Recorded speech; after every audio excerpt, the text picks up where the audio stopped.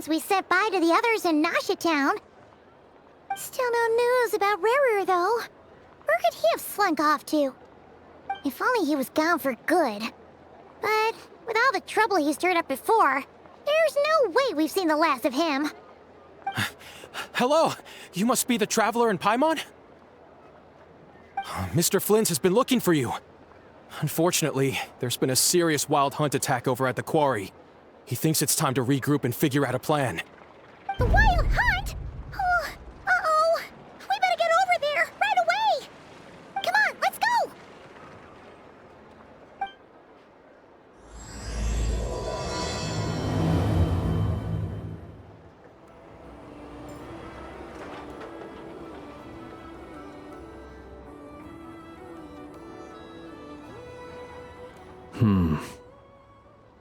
I can barely sense any Kuvaki at all. This whole area feels like a soulless husk. Looks like his appetite truly is insatiable. As if the power of that energy cannon wasn't enough. He's not seriously still getting stronger? What's his endgame here? Ah, everyone's here already. Hey, we made it. So, what's going on? We've all been on high alert since we split up a few days back, expecting Rarir to strike again. But it's like he just vanished into thin air. No one has seen him nor found any trace of his presence.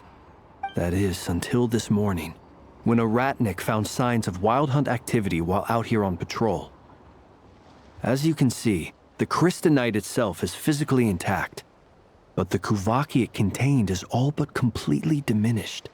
And we're sure that Rarir did this. Who else? He's the only one who could pull off a stunt like this. Kuvaki loss has reached critical levels. Reikir of Solnari set to maximum threat level.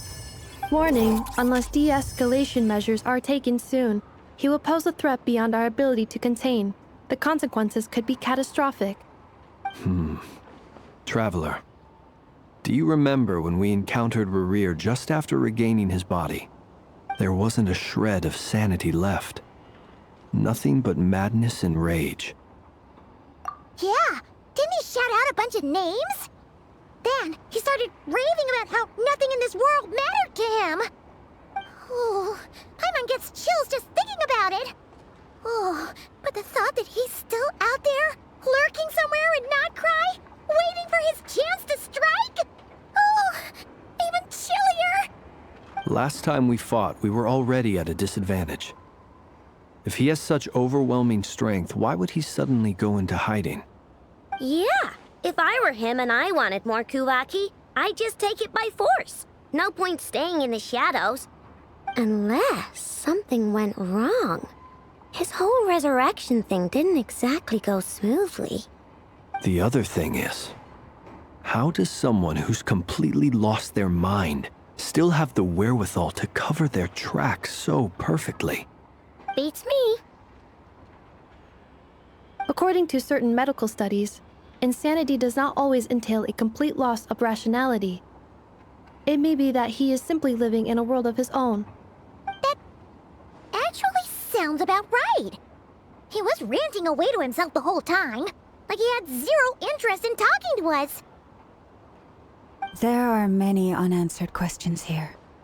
He could be right under our noses, and we'd still be in the dark.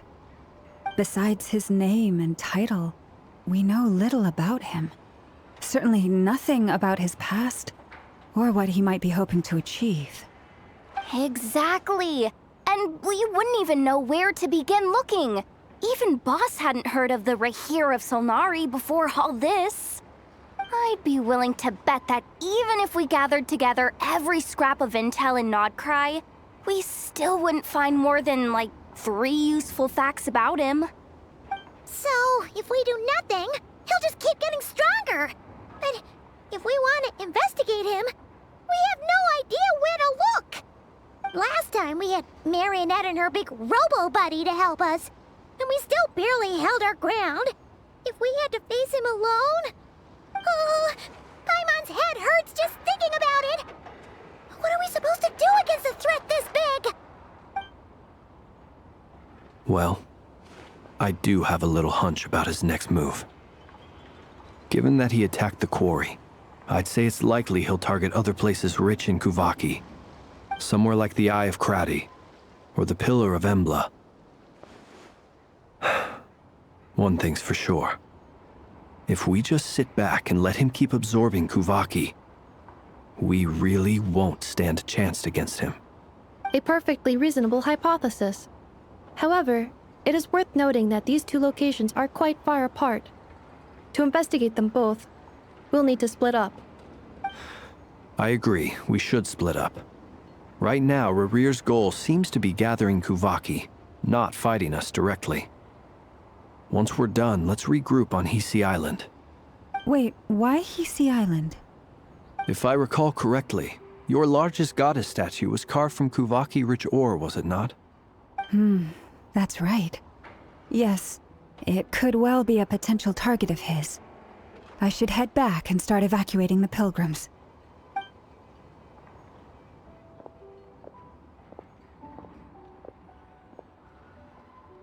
Splitting up's always gonna be risky. But I guess we don't have much choice, right? We're in a race against time here. And if we do run into Rear, what then? That's when you follow the third rule of treasure hunting. Run like the wind. Didn't you say the third rule was go with the flow? I don't know. Did I? Anyway, whatever. In this situation, go with the flow means go find backup. Agreed. If anyone finds so much as a trace of Rarir, do not pursue him. Get out of the area and alert the rest of us as soon as possible. We need to put safety first. All right, we'd better get moving. Come on, Anefa, let's go.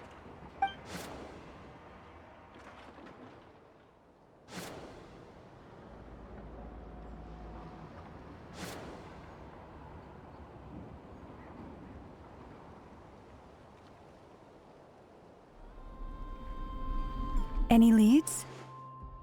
Nope. Diddly squat. No clues to where he might be hiding. It's like he's a ghost. It feels like we're sitting on a powder keg that could go off at any second. Oh, I hate this feeling. I'd rather face him head on than be left hanging like this. So, you guys didn't find anything either? Not loving the word either. How about you, Flint's? I questioned a few Ratniki and eventually narrowed my investigation down to one suspicious individual. But by the time I got to his place, he was already gone. Almost as if he knew someone was on to him. Either that or he's just extremely cautious and doesn't stay in one place for long. He's been biding his time for a while now. The question is, where or what is his next target? No idea. Since regaining his body, he seems to have lost all interest in the fragment in my possession. If he did still want it, he's had plenty of chances to take it. All we can do now is hope that Aino and Anefa turn up some leads. Darn it, Rarir! If you've got the guts, come face me one-on-one! Wait, he's actually here? I didn't mean it! I swear! No, it's coming from Silver Moon Hall. The Lady Kutar might be in danger. Let's get over there, quick!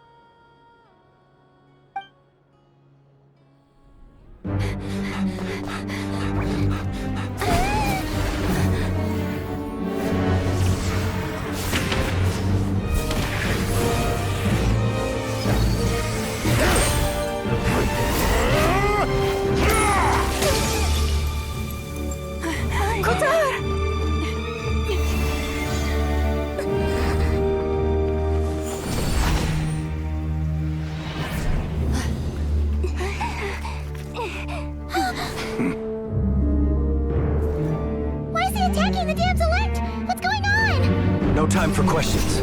Stop him!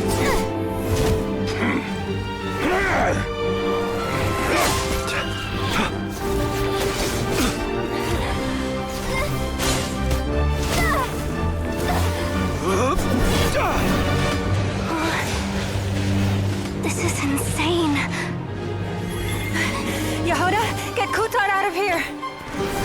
On it.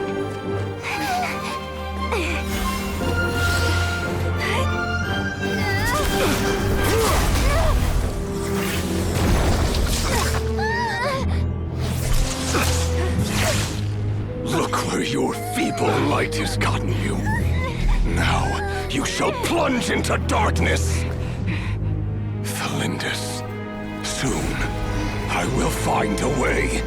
Watch out!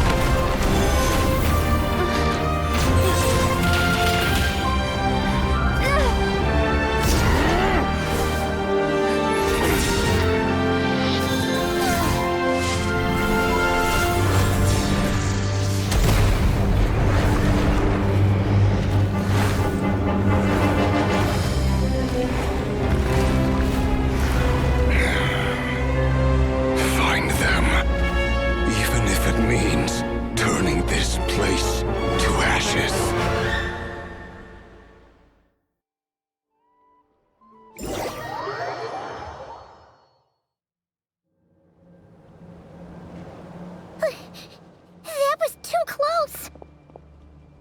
We barely made it out of there alive. What's that guy's deal? How'd he get so crazy strong? He's a threat to this entire nation. I doubt his strength could even be measured by conventional standards. I have a question. When me and Anefa showed up, we saw him chasing after this lady like he wanted her dead. What was that all about? We weren't there for the whole thing either. They were already duking it out by the time we arrived. Yeah, we didn't see how it all started. It all escalated so quickly, we had no choice but to step in. Kutar, can you shed any light on the situation? Kutar. Cross-checking database.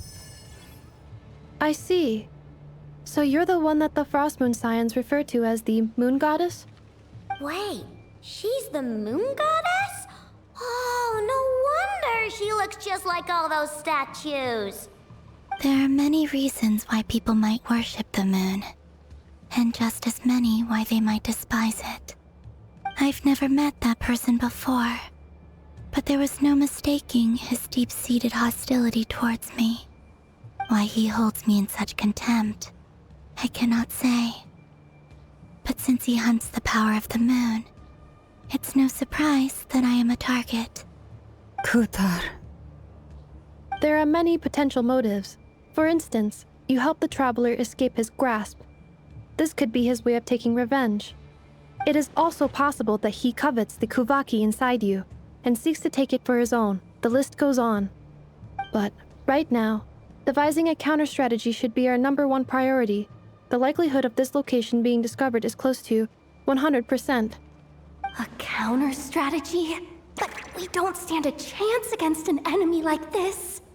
Surely our only option is to run.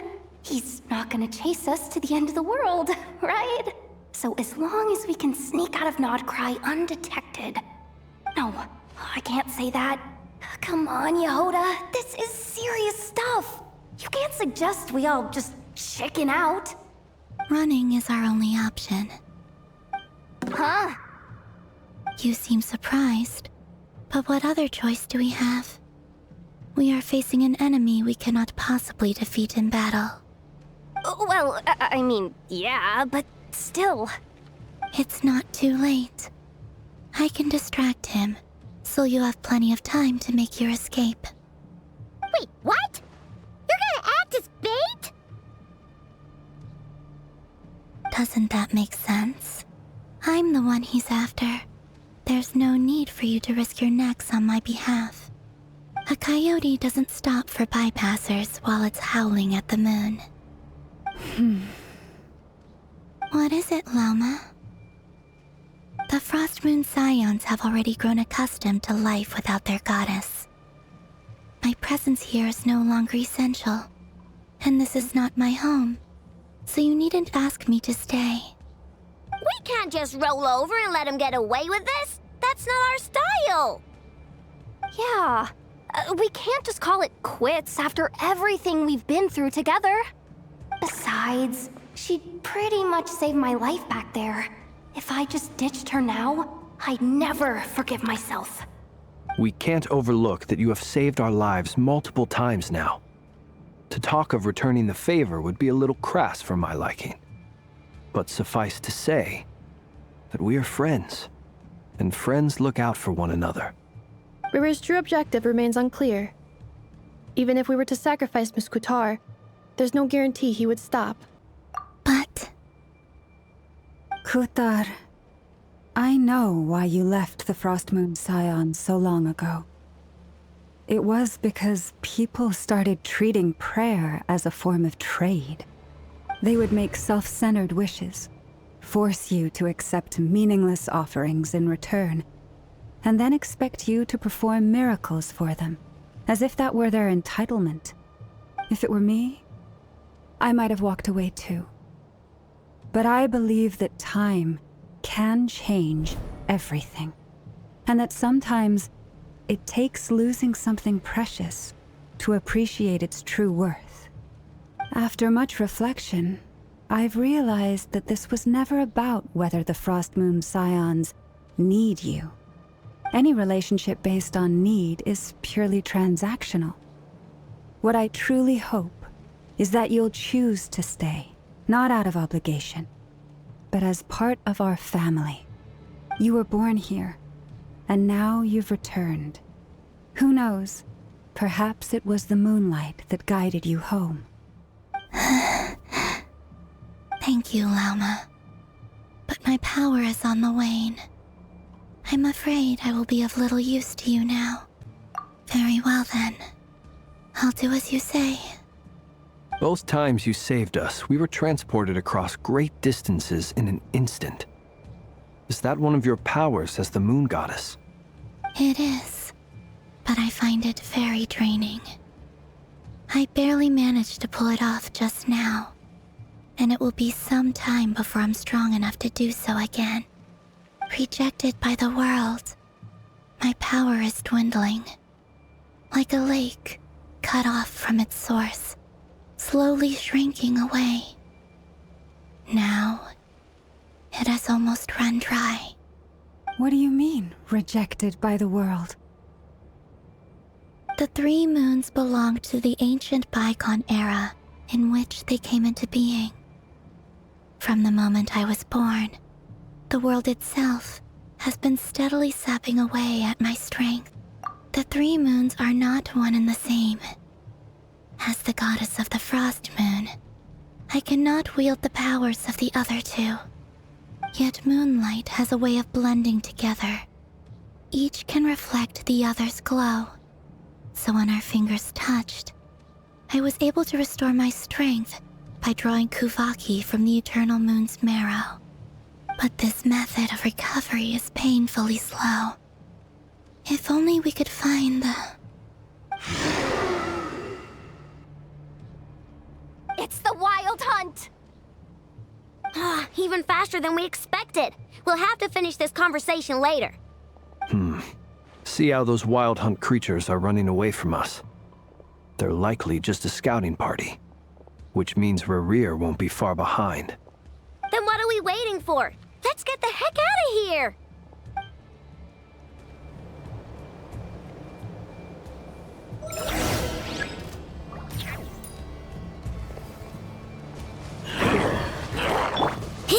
Your blood! Look, your rainbow! Annihilation mode! For the everlasting. Oh, they just keep coming! This is driving me nuts! Rerir's closing in on us. We need to pick up the pace. There's too many of them! And this time, we can't fall back on Kutar's house too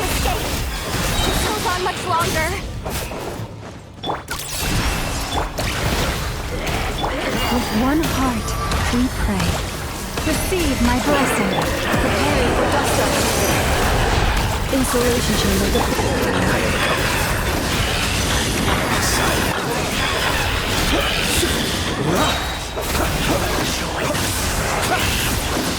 Close your eyes. By the frost moon of old. Ultimatum protocol. Defensive mode engaged. Beware the creatures of the night.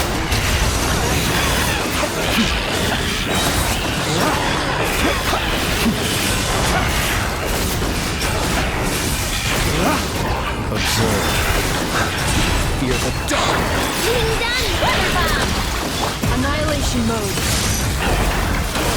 With one heart, we pray. Launch into song. The night cometh. Sweet sight.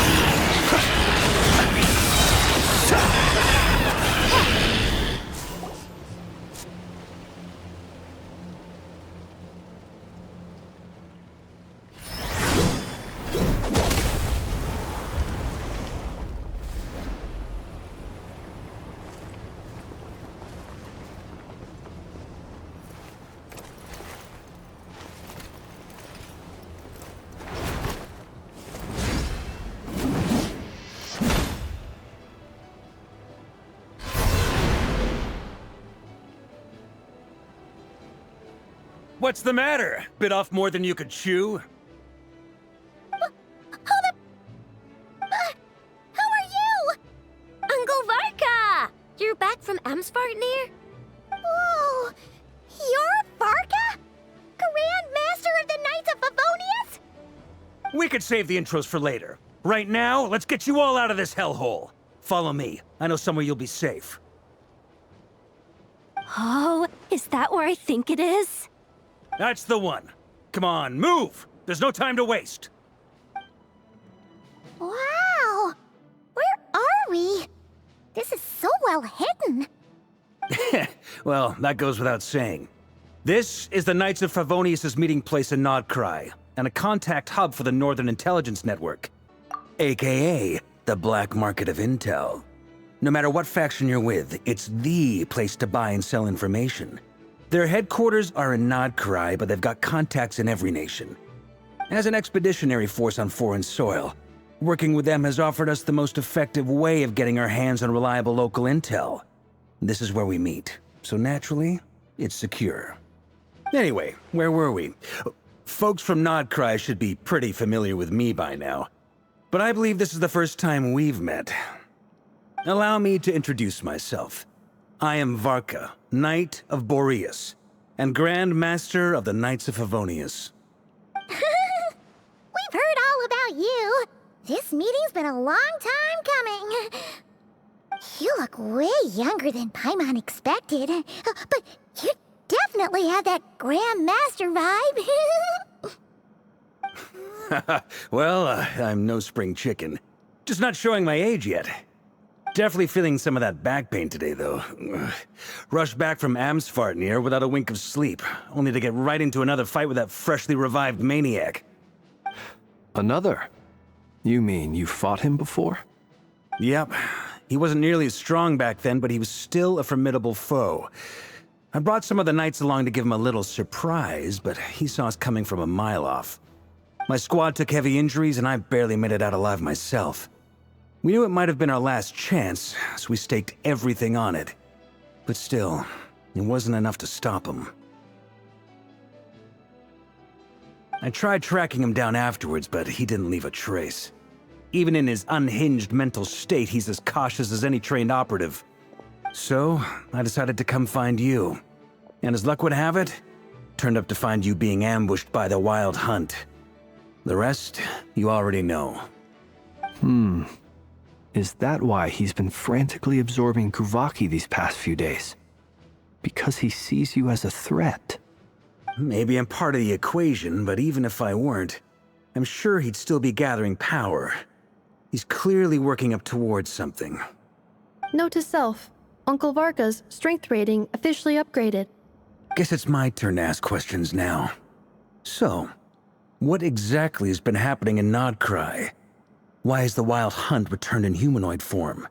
And why is it after you? That's a long story, but I'll try to make it quick.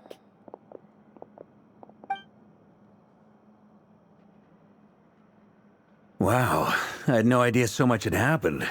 Sounds like you guys have really been through it. So, the Kutar is actually a Fatui Harbinger. And all this Wild Hunt activity in Nodcry is the work of the Raker of Solnari, one of the 5 sinners. Oh, that's a lot to take in. Need some time to wrap my head around it all. I'm truly sorry, Mr. Varka. You stood with us against the Wild Hunt, and did everything you could to stop it from escalating into a full-blown catastrophe. And then, the one time you're away, it all comes to a head and all your hard work gets undone. You've got nothing to apologize for, Miss Moonchanter. You can plan 100 steps ahead and still slip up. That's just life. No one knows what tomorrow holds. You can't predict which way the wind will blow next. And, to be perfectly honest, I can't say I'm surprised. For all the times we've defeated the Wild Hunt in the past, we've never been able to completely wipe it out. Turns out, we were just delaying the inevitable. But now that a new variable has come into play, fate may well take a different course. A new variable? You mean us? Who else? And in a strange way, I think his resurgence might not be an entirely bad thing. The Wild Hunt is like an unrelenting force of nature, but Rerir is an individual with an agenda. He's gotta have a weak spot somewhere. That said, while I was explaining everything just now, some of the points that Mr. Flint's added caught my attention. You mean about our mystery ally? That's right. From what you've said, not only did they lead you straight to some key files, they also shielded Hisi Island from a lethal Kuvaki blast. I don't know who or what could pull something like that off. Heck, even Miss Columbina doesn't have a clue. I hadn't heard the story about those files. Would you mind repeating their titles for me? Wild Hunt Phenomena Log, a Nodcryan Ratnik's Field Journal, and Kuvaki Survey Log. Oh. No. Still doesn't ring a bell. Another dead end. Guess all we can do now is hope that our mystery ally keeps showing up when we most need them. Still, it's safest to assume they won't be intervening again. From here on out, we'll have to resolve this crisis by ourselves. Your intel also explains something else I've been wondering about. The reason I led my team to Amsfarnir was because we'd had reports about a possible source of the Wild Hunt showing up there. But once we looked into it, it turned out to be a red herring. I don't know who was behind it, but clearly, it served its purpose. I doubt it's by chance that he happened to make his comeback while my attention was diverted. And from everything you told me, it sounds like his scheming began well before his return. So maybe luring me away was all a part of his plan. But is it even possible that he orchestrated all of this by himself? The Moon Maiden and the Raker of Solnari, Nodcry of all places. The way everything is unfolding, it can't be a coincidence. So, what do we do now? Got any ideas? Right now, we've got at least 3 things to consider. Let's go through them one by one. First, we need to figure out how to take down Rerir. If we can't beat him in a straight-up fight, the rest won't even matter. To my knowledge, the bulk of Nodcry's fighting force is already gathered here. But even with everyone united, we're still no match for Rerir in his current state, let alone with his power still growing. What if there was a way to tap into a new power of our own? How so? Have you thought of something, Columbina? 3 moons once watched over this world. The Eternal Moon was the largest. The Frost Moon was the brightest. And the Iridescent Moon was the most mysterious. They say that back then, the 3 moon goddesses wielded immense power. Enough to shape the workings of the world itself. I now bear the Frost Moon's power, and the Eternal Moon's marrow resides within the Traveler. Hold on. Are you suggesting? The iridescent moon. The last piece in the puzzle. That's right. If we can find the iridescent moon's marrow, I will be able to regain my strength much more quickly. The 3 moons are said to stir the tides and illuminate all things. Perhaps they hold further secrets beyond our understanding. According to my analysis, the solution is feasible. However, it is subject to one major condition. How do we locate the iridescent moon's marrow? I know a way, but we will need to visit the Fatui's Experimental Design Bureau. The Experimental Design Bureau? Are you saying we need to involve Marionette? Yes. I must speak with Sandrone. It's a long way from here to the Experimental Design Bureau. There's a high chance you'll be spotted. You shouldn't go alone. Then that's settled. Next up, our second priority. Somehow, we need to figure out Rarir's end goal. As you saw for yourselves, when he was still in his wild hunt form, everything he did was for the sake of recovering his body and resurrecting himself. His first act since then, after laying low for a while, was to try and assassinate this young lady. People's obsessions often reveal their greatest vulnerabilities. There must be a reason why he despises the moon so deeply. Perhaps it sheds some light on his title, the Raker of Solnari. The Wild Hunt has plagued Nodcry for centuries now. If we want to stop it for good, we have to get to the root cause of what's driving it. It's true. We still know very little about him. If Kuthar hadn't given us that lead, we wouldn't even know his name. But where would we even start? I doubt even the Intel Queen of Nodcry has a clue, and she has info coming out of her ears. Oh? That's a rather hasty conclusion for someone who's so painstakingly meticulous when it comes to dealing with machines. Ah, she heard me.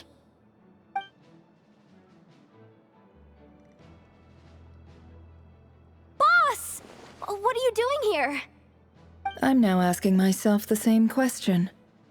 I received a letter from a humble knight of Favonius, requesting a meeting to discuss a major business deal. But it looks like this humble knight had something else in mind. Details, details. Miss Neffer, the important thing is that you've arrived at the perfect time. Since his failed ambush, I've been racking my brains trying to come up with a plan to fight Rarir. Given the severity of the situation, I think it's fair to say that our only chance lies in uniting as one. And I'm talking all the factions in Nodcry. We can't do this without the Curatorium, but I knew it'd be a tough job to win you over. So, I took the liberty of reaching out for a little chat. Wait a sec. How did you even hear about this place, Neffer? Didn't you say this is meant to be the Knights of Favonius' meeting spot? And a contact hub for the Northern Intelligence Network? And isn't it supposed to be super hidden? You really think he could have gotten settled in Nodcry without my help? Besides, I'm the one running this gig. Of course I know where the meeting place is. Allow me to introduce the current head of the Northern Intelligence Network. If it's intel you're after, she's your woman. Pretty much seen and heard it all. Please spare me the flattery. Let's cut to the chase. Seems like you've run into some trouble, huh?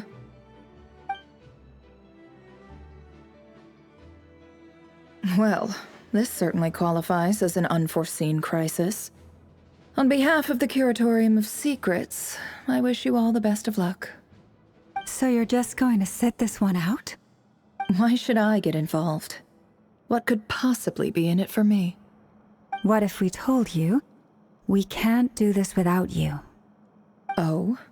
Then I'd say, you'd better make it worth my while. I don't work for free. I can't put a price on something like this. It's just not in my nature.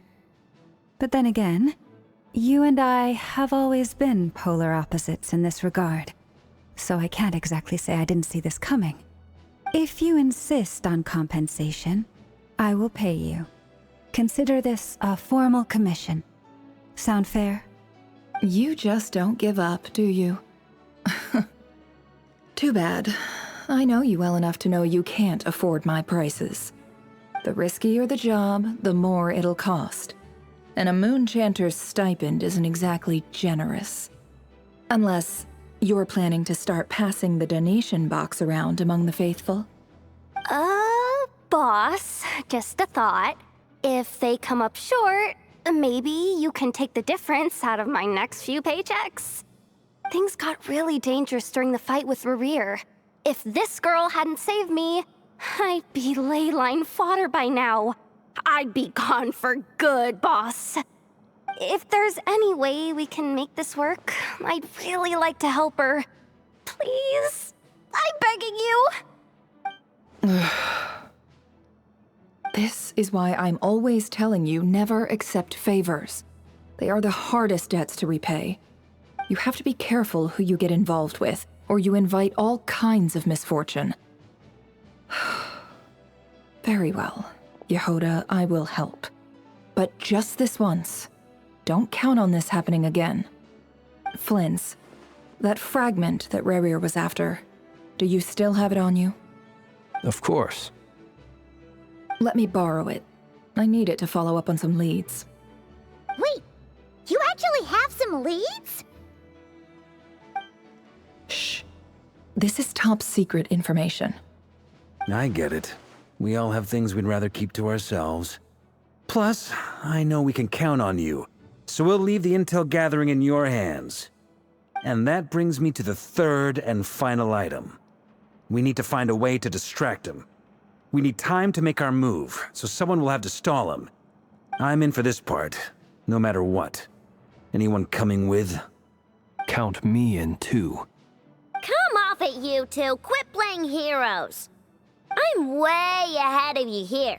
Nefa did a scan of the Moon Goddess's Kuvaki signature, and we're gonna use it to make some decoys over at the Kramkake craft shop. Anyone who's in, follow me. Once they're ready, we'll deploy the decoys across Nogcry. So as long as the rest of you keep moving, he won't catch on to your scent and won't be able to track you down. I like it. Genius idea. No biggie. All right then, we'll split into 3 teams. Once your team has finished their mission, return here and wait for the others. Dismissed!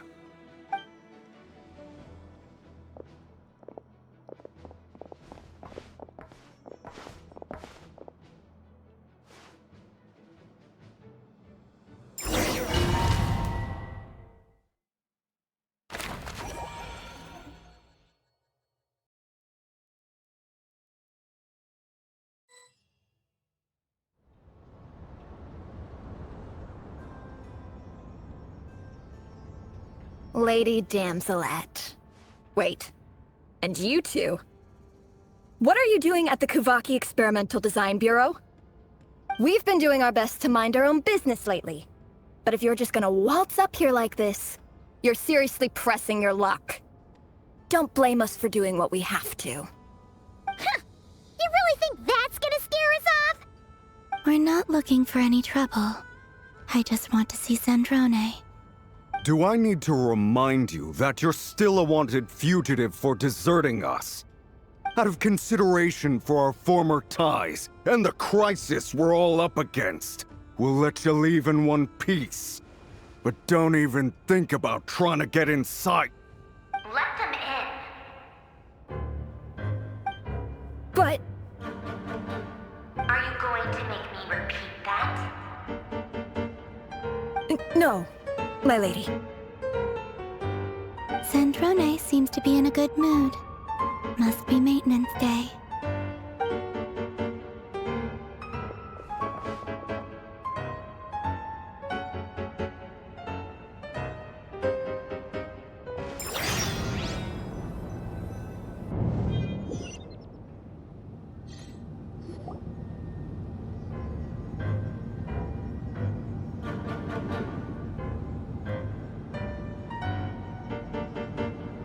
So tell me, to what do I owe the honor this time? Actually, before you answer that, just so we're clear, we're not colleagues anymore, Columbina. I don't owe you anything. I promise it's nothing big. It seems like you've gotten the wrong idea here. The only reason I let you in was because I was bored. It seemed like a way to kill some time and satisfy my own curiosity. Whatever miscalculations I may or may not have made in the past, I haven't lost the plot enough to even consider sticking my neck out for your sakes. I'd like to speak with Arlecchino. What? Huh? You mean the knave? I'd like to speak with Arlecchino. Is she in Nodcry? No, she's not. Once the work on this facility was completed, she went back with the Rooster and Regrator. The only ones in Nodcry are me and... What is it you need to speak to her about anyway? Rerir is hunting me. If I'm going to face him, I must first retrieve the lost moon.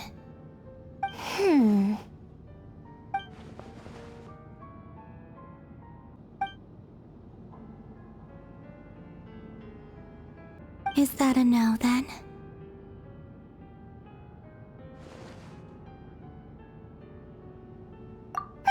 As if I need reminding.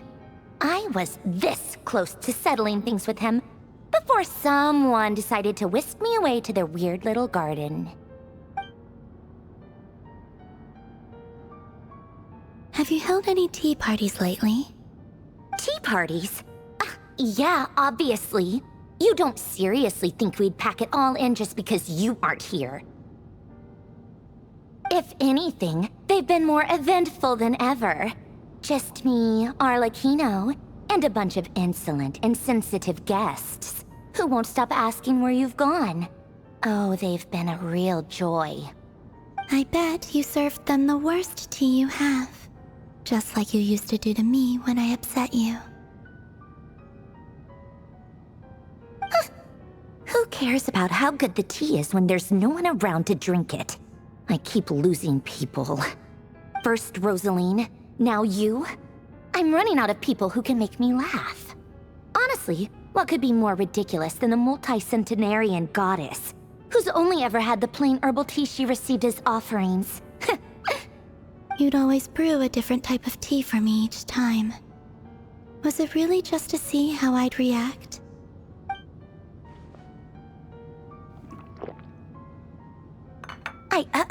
Well, duh.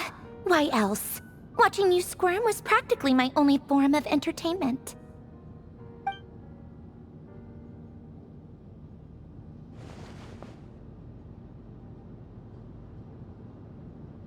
Oh, yeah.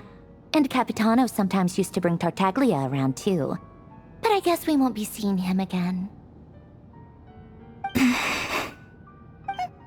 Well, I guess we are overdue for a get-together. Polonia!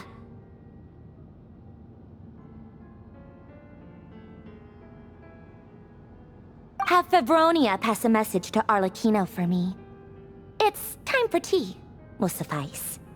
Pass along a message for me, too, if you would. My body cannot contain the marrow of 2 moons, so I'll be leaving one of them in her care. Excuse me? Who said you were on the guest list? If my tea meant that much to you, maybe quitting the Fatui wasn't your brightest move. Back when you were under the Tsaritsa's protection, no one would have dared come at you so openly. But that protection didn't come for free. In fact, I paid dearly for it. At the end of the day, it was just another transaction. I just got tired, that's all. I never wanted any part in their grand ambitions, and I've had enough of being treated like a bottomless supply of power. It brings back memories from the old days, when I was still worshipped as the moon goddess. Centuries on, it may be a different group of people, but I see the same greed in their eyes. I figured you'd leave eventually. You didn't have as much of a reason to stay as I do. The Tsaritsa gave you shelter and protection, but that was it. Nothing more, nothing less. Meanwhile, the Fatui demanded everything from you in return, until it was more than you could bear. I get why you left. And frankly, I have no interest in dragging you back just because the higher-ups told me to. But if you keep hanging around with this riffraff, the next time we cross paths, we might be enemies for real.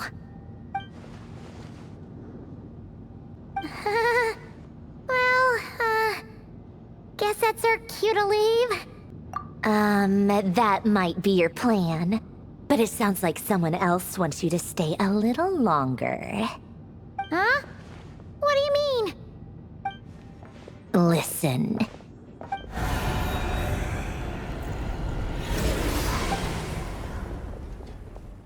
My lady, it's the Wild Hunt.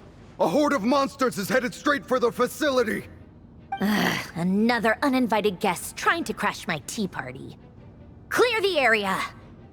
I'll handle this. Wait, what? You want us to leave you here by yourself? Huh, you'll be lucky to make it out of this alive.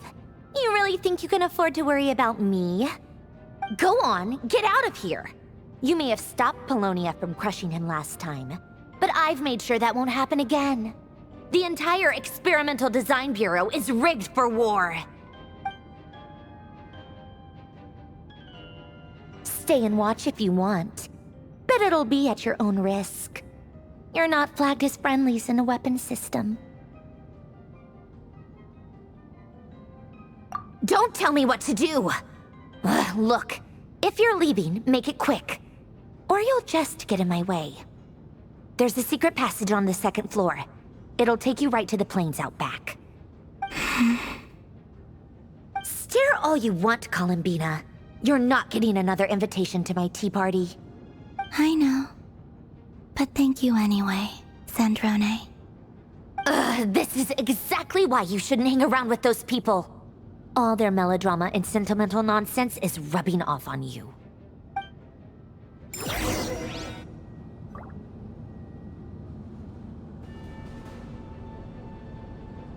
Come on then, Mr. Ray here. Let's pick up where we left off. It's your Wild Hunt monstrosities versus my beautiful creations. Let's see who comes out on top.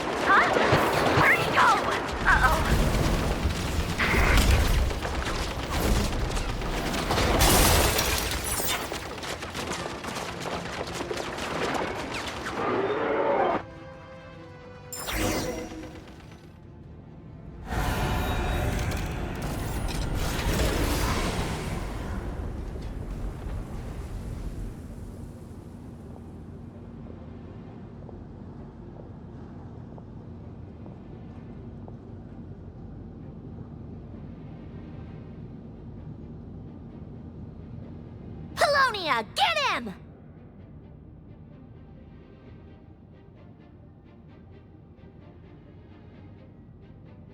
I've upgraded Polonia again since our last encounter, and uploaded every last scrap of your data. So let's finish this, once and for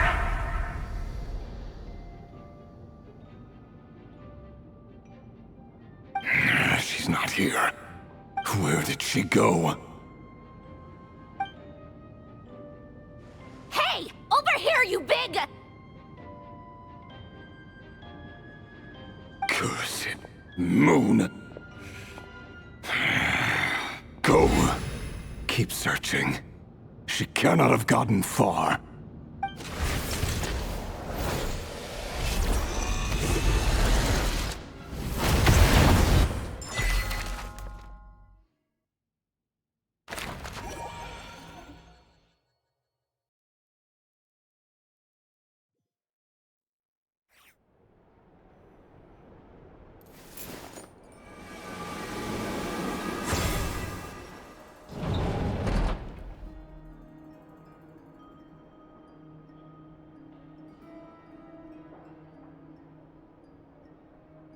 So this is your method for investigating Rarir's past? It almost looks like some kind of ceremony. Good deduction. But it's quite a different affair from what you're used to with the Frostmoon Scions. Whoa! First time I've ever been in here. Boss always said it was off limits, so I pictured some kind of creepy dungeon. But it's actually kinda nice. Oh, I guess this must be Sumero decor? That's where Boss is from. And that nice shopkeeper who sold me my treasure compass. I'm not sure exactly what you've got planned, but it looks like you're all set. When do we begin? Whenever we wish. But for some reason, I've got a feeling this isn't going to end well. I've never faced Rarir myself, but from what you've told me, his power is beyond anything I could imagine. I, on the other hand, am just an ordinary businesswoman. Our paths should never have crossed, yet here I am, forced to make an enemy of him. If you ask me, you're about as far from ordinary as it gets. So what are you saying? You're getting cold feet?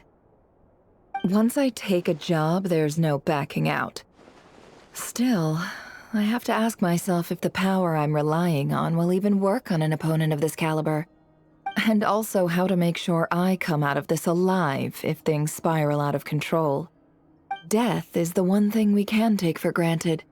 It is the great equalizer, however fortunate or unfortunate we may otherwise be. So it's important to consider how to spend what lifespan we have left. Come on, boss. Lighten up. Quit talking about death. It's bad luck. For once, I agree with you. When you're up against a foe like Rarir, there's no such thing as being too prepared. Is there anything I can do to help? That won't be necessary. I've already made up my mind. Time to cash in a precious favor I've been saving for a rainy day. Yehoda, I need you to find someone for me. The sooner the better. Find who? That shady merchant who sold you an overpriced treasure compass the other day. Come on, boss. You're pulling my leg again. In what way is she shady? She showed up when I was completely lost and sold me a neat little gadget that was exactly what I needed. Trust me, she's a good person. Anyway, I know who you're talking about. Don't go anywhere. I'll be right back.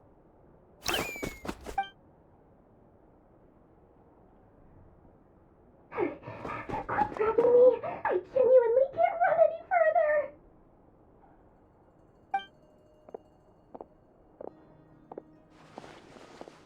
Hey, aren't you?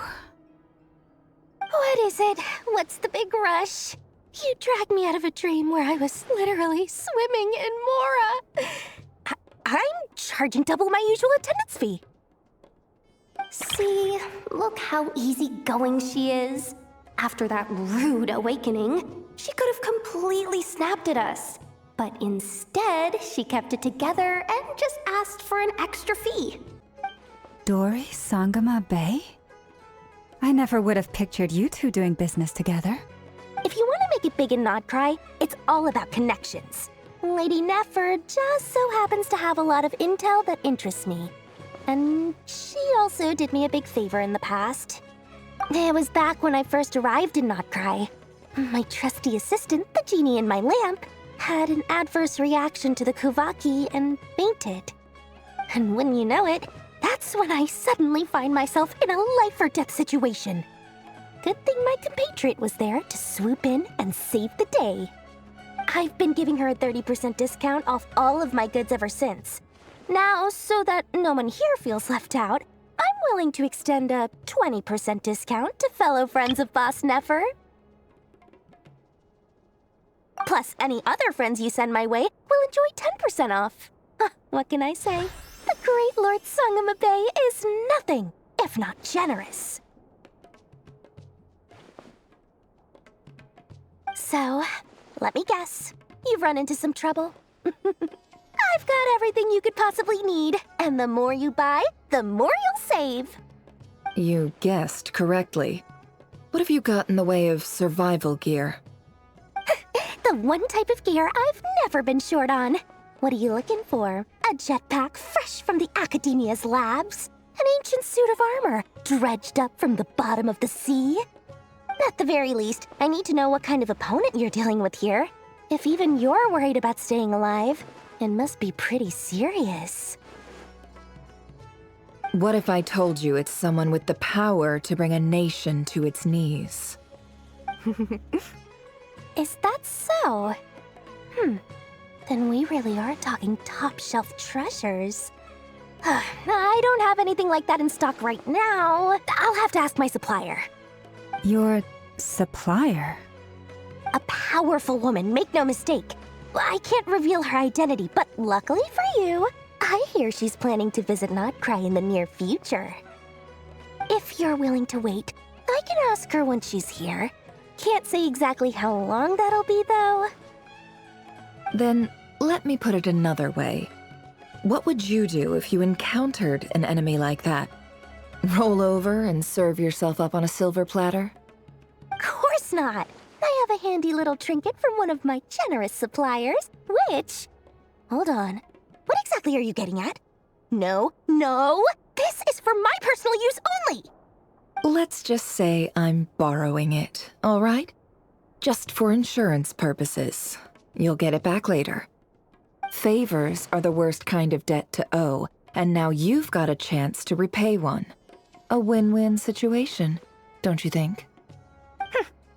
Fine. You can borrow it for 5 days. No, make that 3.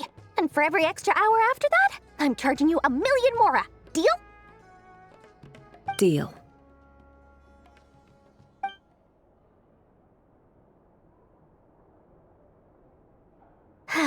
What a way to start the day. Now, was there anything else you wanted? Or can I go back to bed now?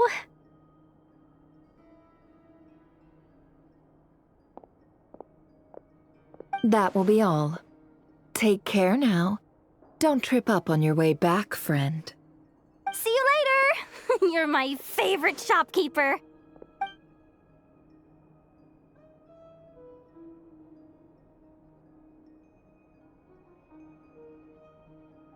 Excellent.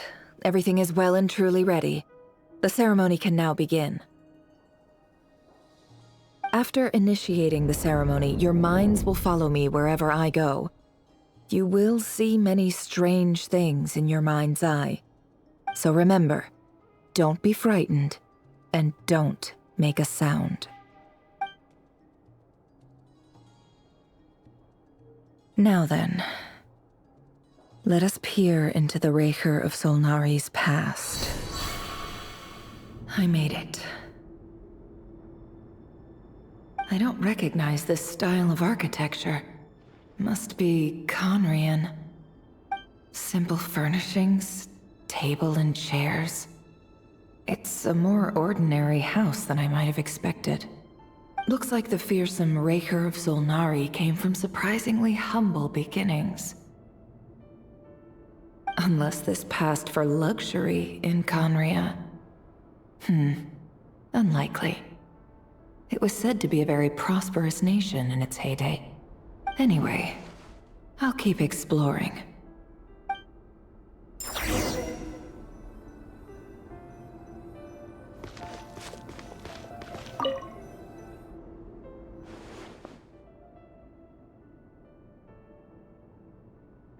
Hi, Reverie.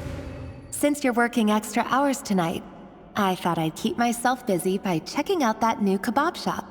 I've heard good things about their menu. I'll test it out, and if it's as good as everyone's saying, let's go back together sometime. P.S. New stash from the Universitas Magistrorum. I brought some goodies home. A few teacups and a pin rack. Hope you like them. They didn't sign their name, but they must have been close. Sounds like they were living together.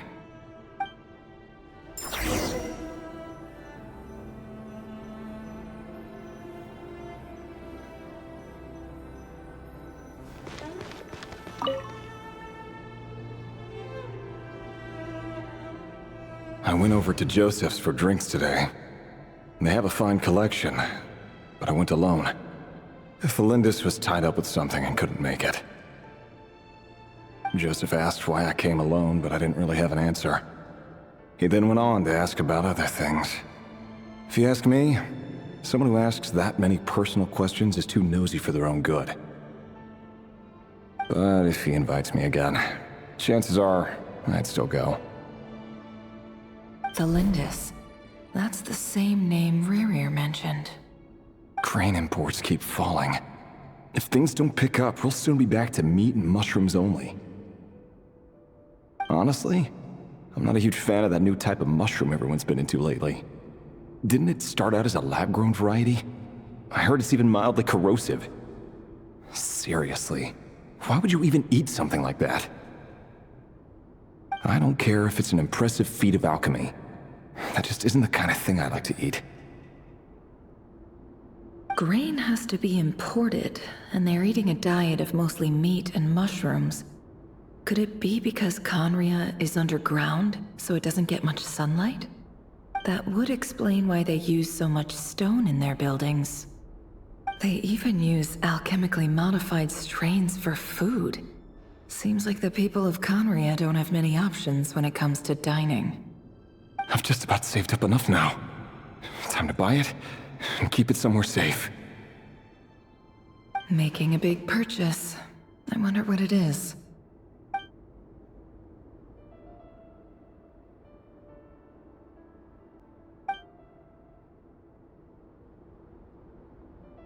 He really is a professional.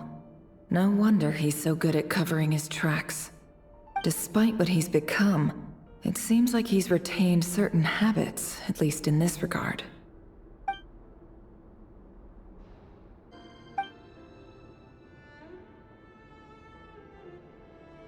Did Rerir rip it out himself?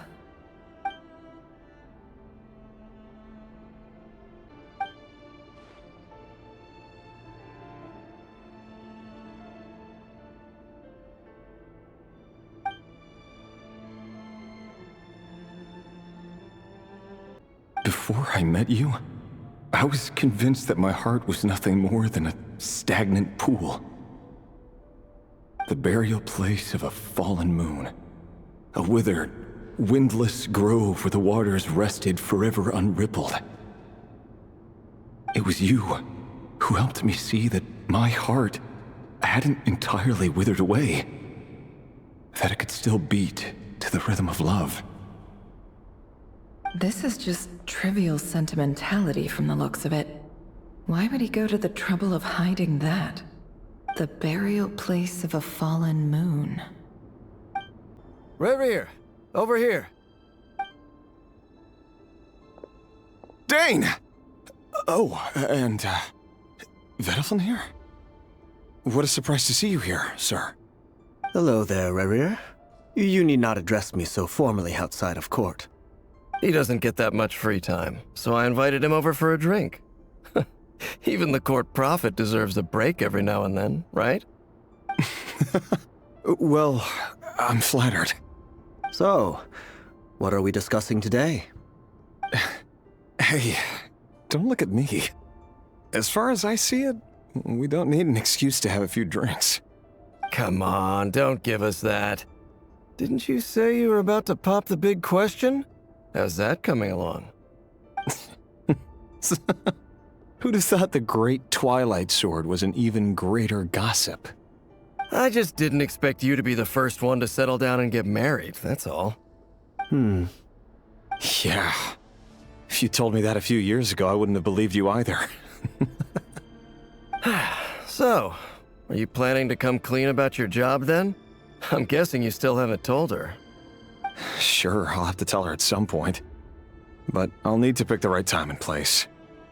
To be honest, I have no idea how she'll take it. Come on, stop being such a pessimist. For all you know, she could be thrilled. I bet she'll be much more impressed by your actual job than the one she thinks you're doing now. A member of the King's Guard. Quite the cover story. Does the king himself even know? Of course he does. Anyway, enough about me. How have you been? Me? Same old, same old. Nothing much to... Huh? What's up, Ved? It's nothing. Vedifulnir, Dainsleif's elder brother. Renowned throughout the court of Conria as the Visionary, and said to possess a wisdom far beyond the reach of any ordinary man. And yet, despite the gulf between us, he seems to have something to say about me. Does he even know me?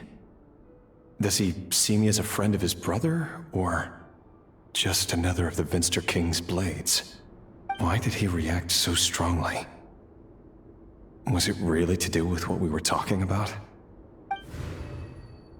Brown, curly hair and brooding blue eyes. So this is what Rerir looked like back in the day. Perfectly normal. No different from anyone else.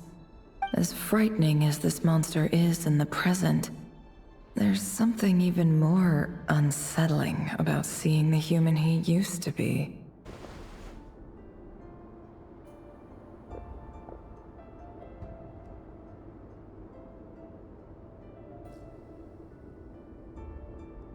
Felindis? You're back early?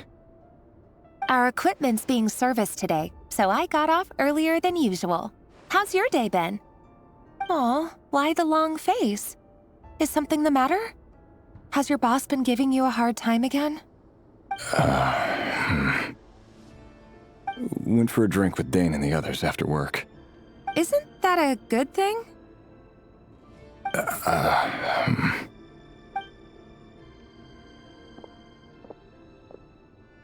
Vedifulnir showed up today, too.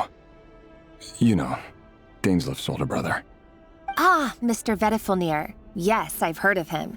They say that everything he says ends up coming true. He overheard Dainsleif mention that I'd recently proposed, and seemed to have an issue with it. But when I asked what it was, he kept it to himself. So, you're worried? You can be such a child sometimes, Rerir. We're nobodies. Why would the Visionary be concerned about us? I'm sure someone in his position has much bigger fish to fry. Maybe you're right. You worry too much, Rerir. We've been together for ages now, and everything's been going so well, has it not? You've even proposed to me. So, you do remember. Tell me then. What's your answer? Like I said, I need some time to decide. You can't just rush into things like this. We may be nobodies in the grand scheme of things, but if we want things to work out, we've still got to plan ahead. All right. Take your time. Just don't keep me waiting forever. Nobodies. Sounds about right. The eyes of people like Vedalfnir and Dainsleif, what do we matter? Can someone whose gaze is so fixed on a far-flung future even see the present clearly? Besides, the dynasty's fate rests with the king and his inner circle. Whatever I do, it won't make much difference. Meanwhile, every idea they come up with and every decision they make, it affects everything. These days, the king is lost in his research, and the purge of the Crimson Moon bloodline grows ever more intense. The opposition tried to speak out, but nothing came of it. And I'm under no illusions as to why. Because we eliminated them and got rid of their bodies. A man can have 1,000 reasons to carry a sword, but there are few good excuses to use it. Yet the king has never even considered a gentler approach, and he never will. What becomes of someone who kills on another's behalf? Can he ever find true peace?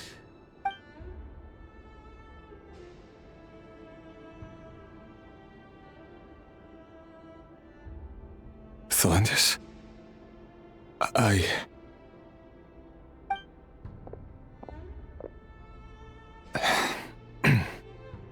It's nothing. You were right. Fate has never smiled upon nobodies like us. But by the same token, it's unlikely to bear a grudge against us either. There's no reason we can't keep living happily together, cherishing the simple joys of each day as they come. See? You just need to stay positive, Revere. I can feel your warmth, your breath. You're right there, right by my side. Just seeing you makes me happy in a way I can't explain, and that's something that no one could ever take away from me. So smile, my love. Let go of that frown. You're right, Thelindis. I've just been overthinking things. That's better. Getting caught up about things like this will only ruin our evening. Speaking of which, all set for the ball tonight? I need to go get ready. You go ahead. I just have a few things to take care of, then I'll come join you. Even busier than the big shots, huh?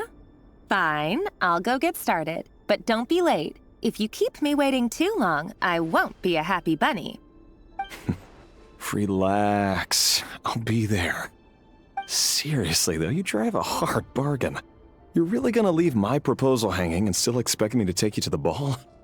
Well, that goes without saying. I already told everyone I'd be coming with a dance partner. Besides, they're two completely different things. Let's take it one thing at a time, all right? All right. White outfit it is.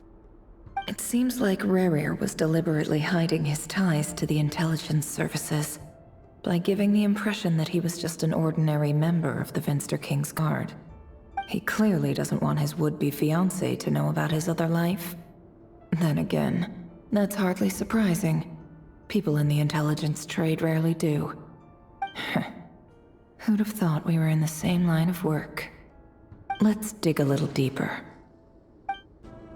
Our last operation was a resounding success, and all thanks to you, Rahere of Solnari. In total, we apprehended 32 dregs of the Crimson Moon, and 67 accomplices.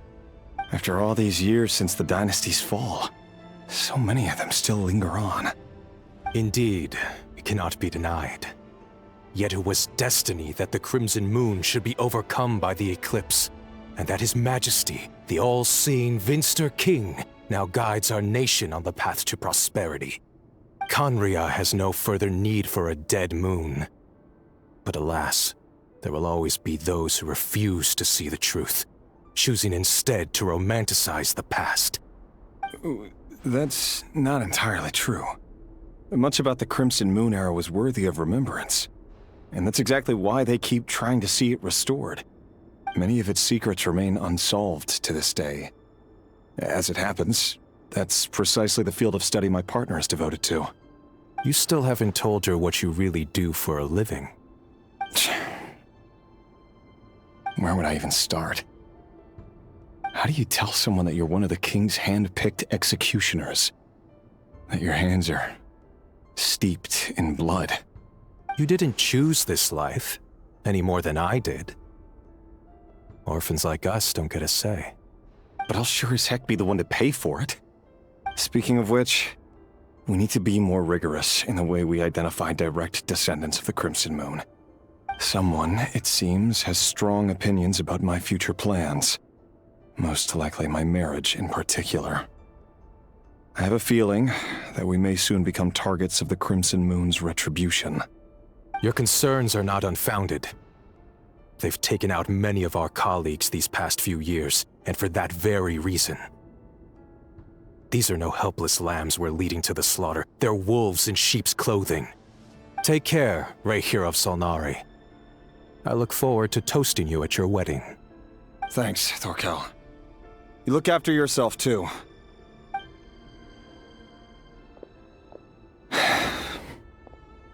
Thelindis, I never wanted to keep this from you. You're the last person I would ever want to lie to. But that's exactly why I can't tell you everything. There are things you shouldn't know. Things you cannot know. The moonlit dynasties are a thing of the past. Yet even now, with the sun shining high in the sky, there are those who would call forth a dead moon's ghost.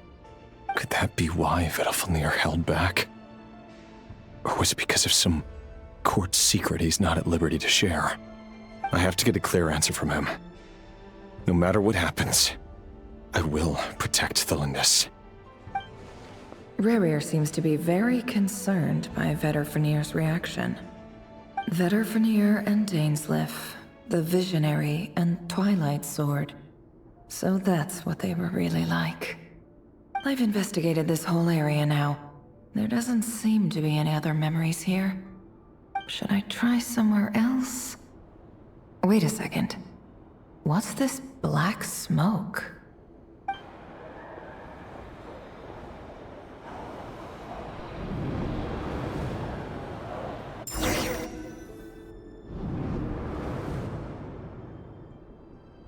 So, he's late after all.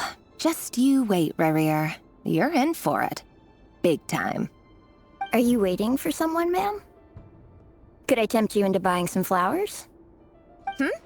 Oh, sure. Pick me out a pretty bunch if you would. Thank you. But I'm afraid none of them are as pretty as you. For someone so young, you sure have a way with words, don't you? I'm only telling the truth. Look me in the eyes. You'll see I'm not lying. May we have a word in private? Who are you? And what do you want? It doesn't matter who I am. Too many of our kind have fallen lately, so I decided to take the risk of reaching out. Not long ago, the Rehir of Solnari led an assault on one of our strongholds. We suffered many casualties, and many who came to our aid lost their lives as well. Sorry, I don't know why you're telling me this. And I don't want to get involved. Wait, hear me out. This time we finally got a clear look at his face and learned his true identity. His name is Rerir, and he claims to be one of the King's guards. What did you say? A cruel irony, isn't it? The man you're set to marry leads a double life as a brutal executioner. But surely, you must have caught a whiff of the blood on his hands. Why are you telling me all of this now? Simple. It's because... How strange. Rerir was nowhere to be seen in that memory.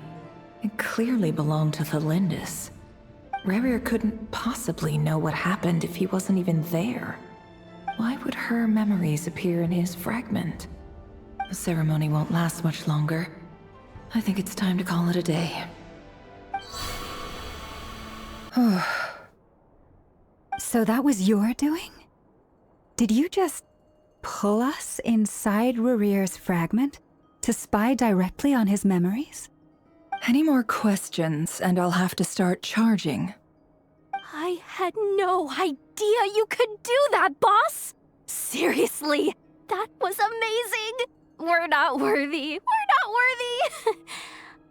I gotta admit, though, I'm itching to see what happens next. Feels like we barely scratched the surface. I'm just as curious as you are. But the ceremony only allows for limited time inside. That's all we can see for now. Luckily, we managed to learn quite a lot. So far, so good. I just hope the others are doing okay too. Especially the group with the Traveler. Their mission is a risky one. Let's hope it's all going smoothly. If you're worried about them, go see how they're doing. If I know Boss, she's gonna need some time to write up all the details and make sure it's all coherent. I'll stay behind to lend a hand, but feel free to head back and meet up with the others.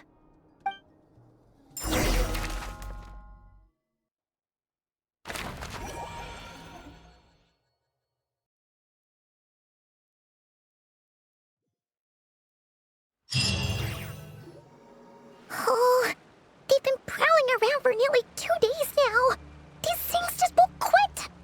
Oh, they might not have seen us yet, but them constantly sweeping the area, our way out is completely blocked. Oh, that's never gonna work. One little slip up and it's game over. If they spot us, they'll run straight back to Rerir. And once he knows we're here, it won't be long before he's breathing down our necks again.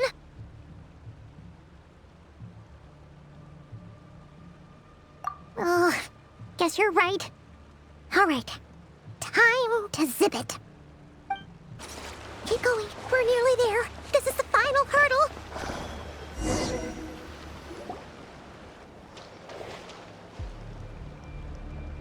Oh, there's no end to these things.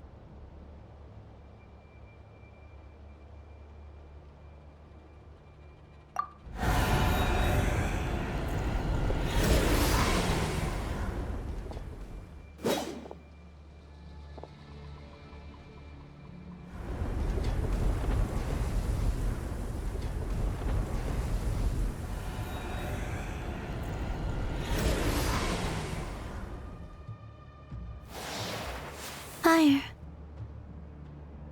Fire? Wait, what's that smell? Oh no, there's a fire!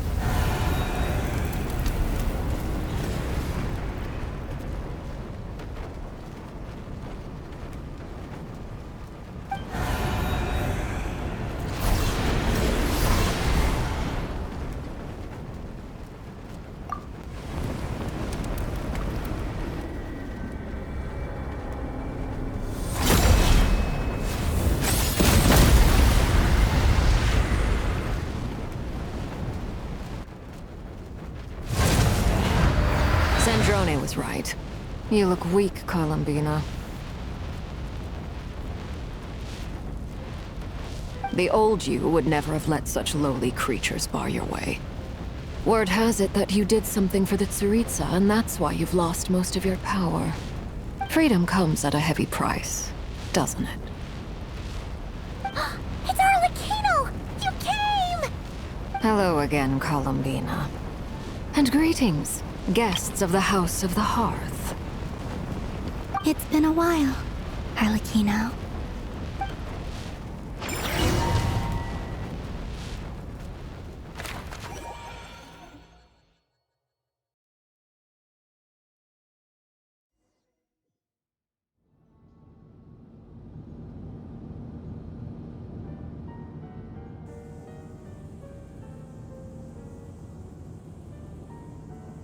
Stupid right here of stupid Solnari. Ugh, whatever. I've got all the data I need. Next time we meet, you're finished.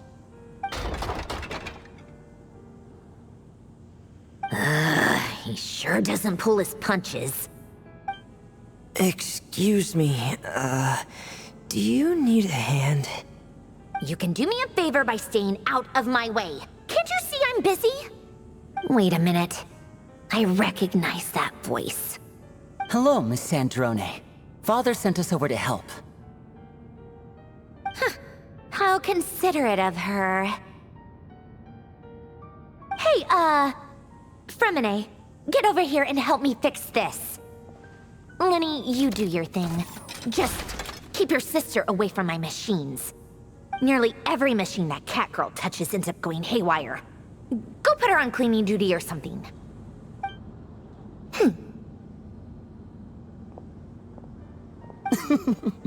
Then let's start downstairs. Fremine, we'll leave this place to you. You've got it. Wait a second. Pretty sure there's still some tea in the cupboard. If you want some, you'll have to make it yourselves.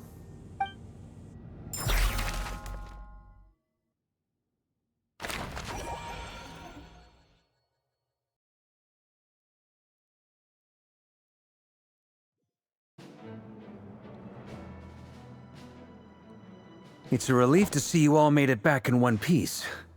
Huh? Feels like there's quite a few people missing. Where's Flint's and the others? And what about Niffer? I returned ahead of them. Flint is helping Aino and Anefa to set up the decoys and buy us some time. As for Miss Neffer... Boss is still wrapping things up on her end. She sent us back to fill you all in on the top secret intel we've been gathering. I see. Then let's get right into it. But first, who do we have here? You brought someone else in to help? Greetings. I was invited here to help as a longtime Tea Party companion of Columbina's. You may call me Arlecchino. Surely it can't be. Those eyes. Oh, where have I seen them before? Wait, of course. In those memories we just saw. The only Arlecchino I know is the fourth of the Fatui Harbingers. So either you share a pretty uncommon name, or you're more than just a Tea Party buddy. You're well informed, Grandmaster. A man from Mondstadt living all the way out here in Nodcry, and yet the people and affairs of Snezhnaya seem to hold a special place in your heart. Oh, the feeling's mutual. Sounds like you know all about who I am, too. A Fatui Harbinger. The atmosphere in here just got really tense. Guess we can't just start trusting Fatui Harbingers, even at a time like this. I must admit, though, I'm a little curious. Seeing as the Moon Goddess no longer belongs to the Fatui, what makes you so willing to put your neck on the line here? Nor does Nodcry belong to Mondstadt, Mr. Varka. Yet still, you're fighting for it all the same. Things don't always have to have a tangible payoff. Sometimes, stopping things from spiraling out of control is a higher priority than chasing the spoils of victory. Of course, I can't say there's nothing in it for me at all. But that's between Columbina and myself. Forgive me, I don't mean to doubt you. It's just that the Fatui really have been the source of many of our troubles. We have our own way of doing things here in Nodcry. But ever since they arrived, the Fatui have treated us with nothing but hostility. I know there's been a lot of bad blood between us in the past. I've done my utmost to avoid friction whenever I could. But sometimes fundamental conflicts of interest simply can't be settled amicably. That's why I'm here solely in a personal capacity. This has nothing to do with the Fatui. As a gesture of good faith, I'll be frank. I can help Columbina track down the iridescent moon's marrow, which will help her restore more of her power. Anyway, what else is on the agenda? Let's begin. She says she'll be frank, then completely skips over the details. Looks like she doesn't want to give away too many secrets after all. But she clearly wants to change the subject. It'd be awkward if I tried to bring it up again now. I guess we'll just have to go along with it. She's the fourth of the Fatui Harbingers after all. One look and you can tell she's not someone you'd want to mess with.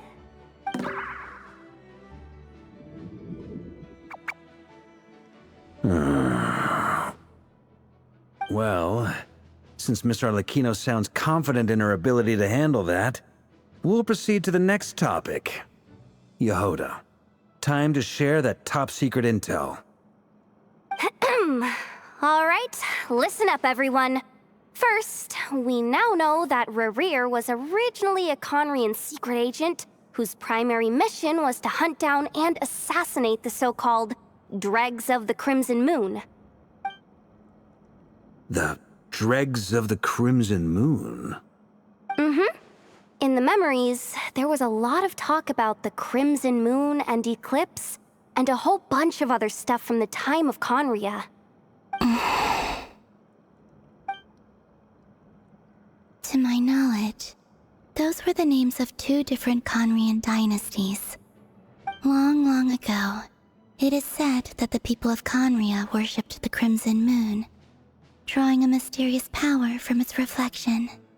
But one day, a coup saw the Crimson Moon eclipsed, hence the name of the new dynasty that replaced it, and how it became the new emblem of Conria.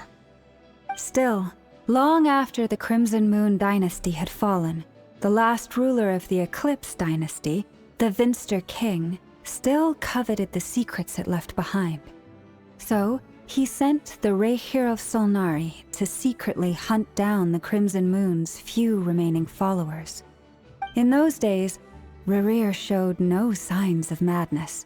In fact, he was as normal as any other person. Oh, and he had a fiancé, or at least a would-be fiancé, called Tholindis.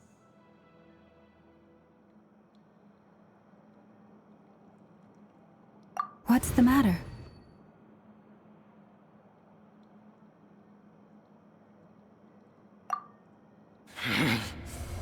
Verfnir, Rheindaughter, Flinders.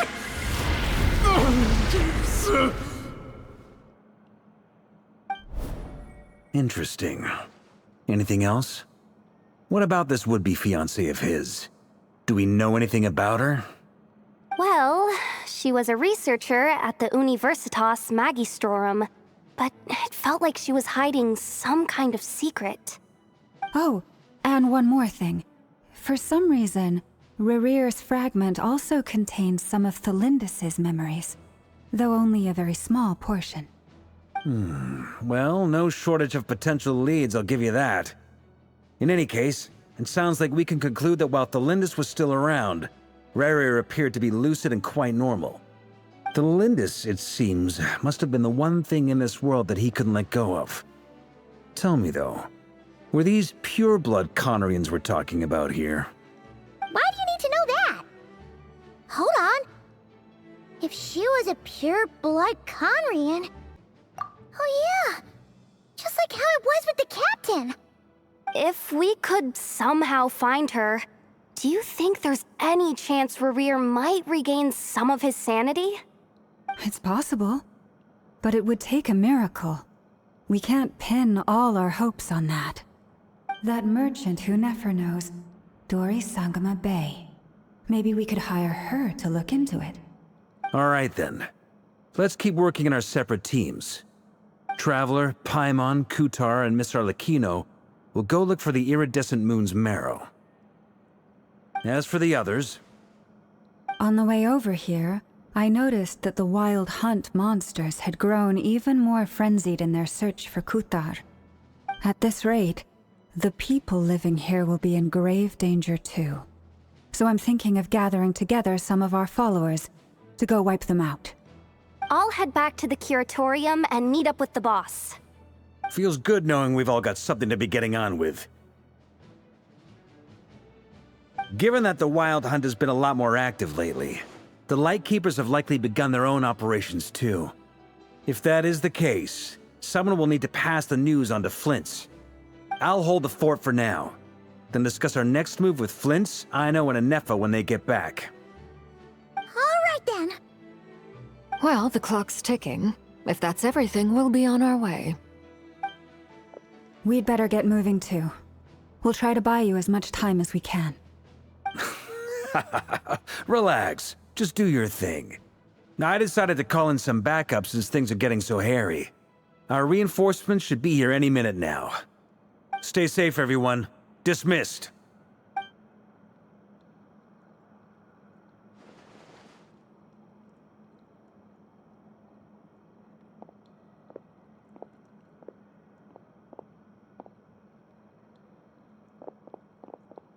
We're back.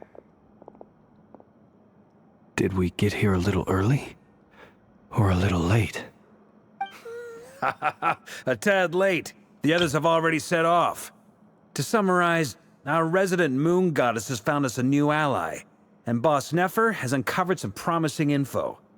Everything going smoothly on your end? Not great. I don't know how long we can stall them for. The decoys are getting taken out way faster than we imagined. I'm gonna make some more later, but I need a timeout first. I'm so tired right now. Oh, right! Inefa, could you fill in Uncle Varka on what we just discussed with Flints? Sure.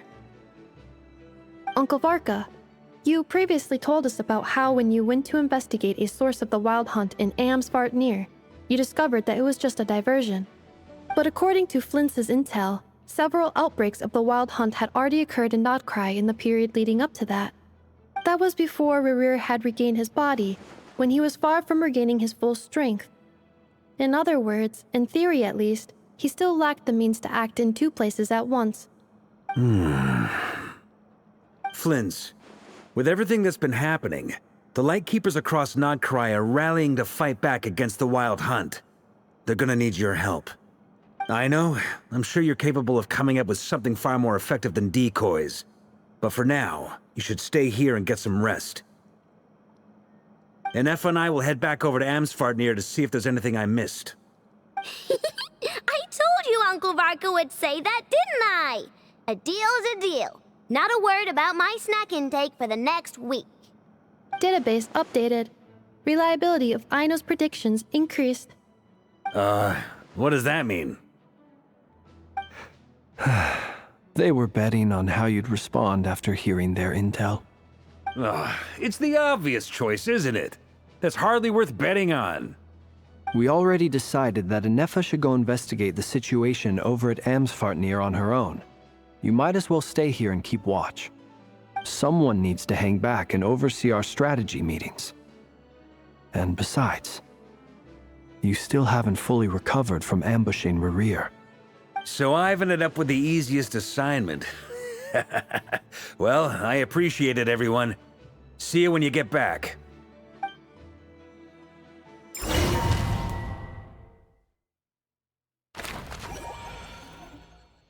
Here, this will serve as a good spot to cross over. Arlecchino, hold up a second. Since you brought us all this way, would you mind telling us what you got planned? We still haven't got the slightest idea what's going on here. And if even Columbina doesn't know where the iridescent moon's marrow is, how do you? Simple. Because I am an inheritor of the royal bloodline of the Crimson Moon, and one of the last surviving embers of the Two Worlds' flames. Huh? Are you serious? As in, you're a descendant of that Crimson Moon dynasty we were just talking about? The one from ancient Conria? Your surprise is understandable. I was also taken aback when I first learned of it. But the more I thought about it, the more I realized the signs had been there all along. When I was young, I discovered I could wield a very special kind of fire. It coursed like blood through my veins and smoldered away inside my nerves. What's more, whenever I experienced strong bursts of emotion or drew too deeply on this power, it was like some kind of presence within the fire would begin to gnaw away at me, consuming me from the inside out. Exactly. That is why my hands are like this, too. At first, I saw it only as a curse, but once I became a harbinger, the jester apprised me of the truth. Together with my own investigations, over the past few years, there are several things that I have gradually come to understand. For instance, take the so-called Crimson Moon. In truth, it is nothing more than the shattered remnants of the iridescent moon, fused with the abyss to prolong its lifespan. Since this blood flame was bestowed upon me by the Crimson Moon, it is a fusion of the iridescent moon's former power and the corruption of the abyss. You all understand the nature of the abyss well enough. I draw upon its power, and in return, it hungers for my soul. This strange blackness is the mark of corruption it has left behind. If I recall correctly, You once told me that if the corruption ever made it to your heart, you'd become a completely different person. Yes. And that's the reason I'm always careful not to push my power too far. It's essentially a never-ending tug-of-war. Oh, sounds intense. Anyway, the rest of my story can wait. Is there anything else about the Crimson Moon or the Iridescent Moon that you're unclear about? Paimon has a question.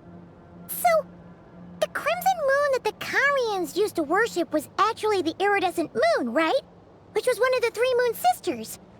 Does that mean that the Karians were to the crimson moon as the frost moon scions are to the frost moon? So much of that history has been lost.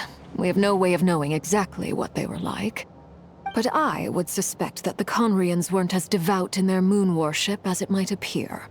The iridescent moon's remains simply served as their link to the Abyss. Later on, perhaps someone discovered a way to make direct contact with the Abyss. Or maybe there was some kind of ideological divide.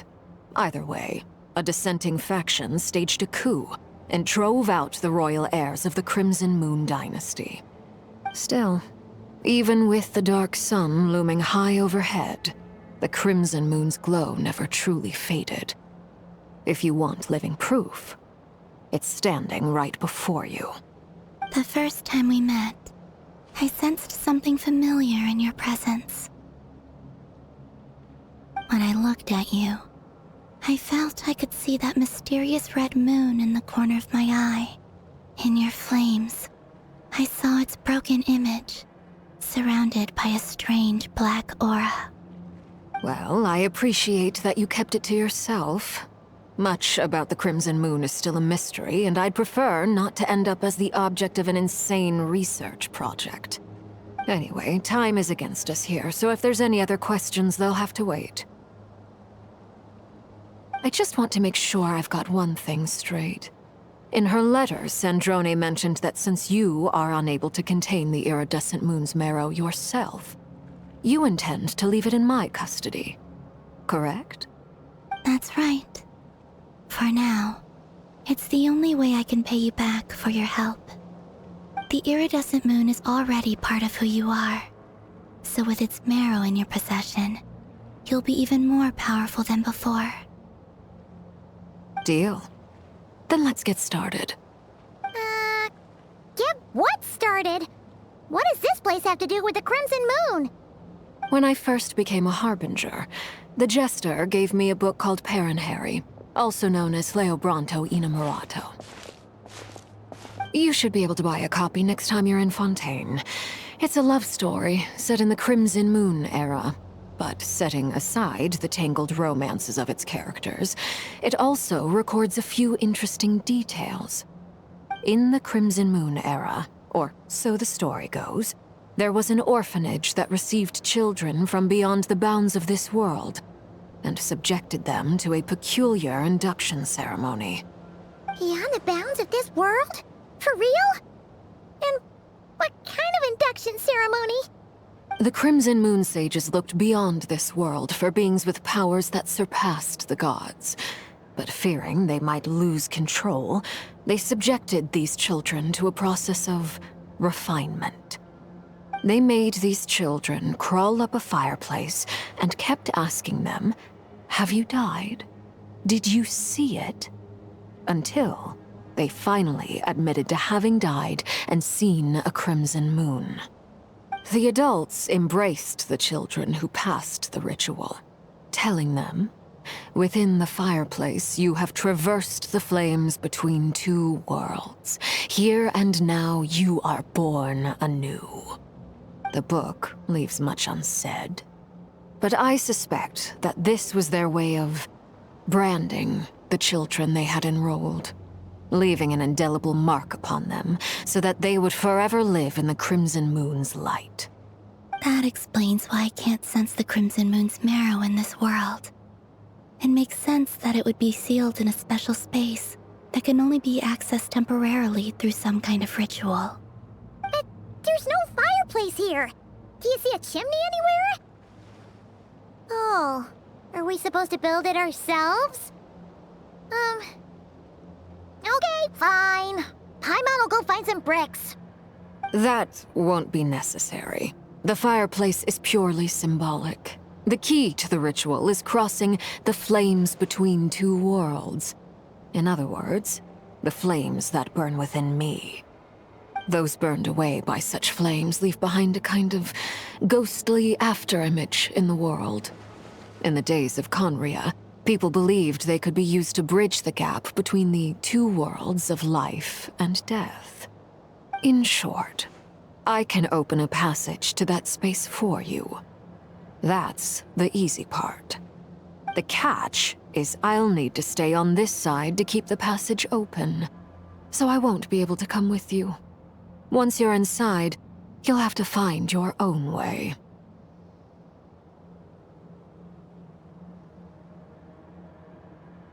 Very well. Then I'll open it up. Traveler, spare me a little more moonlight if you would. I may need it.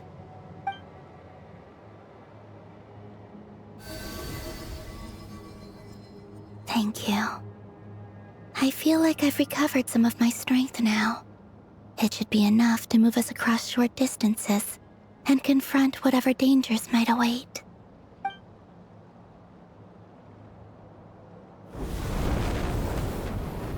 Mistress of the seven hues of ages past, great mother of the present, crimson-clad sovereign of the two realms, by fire severed, by fire renewed, I offer myself now and beseech your descent.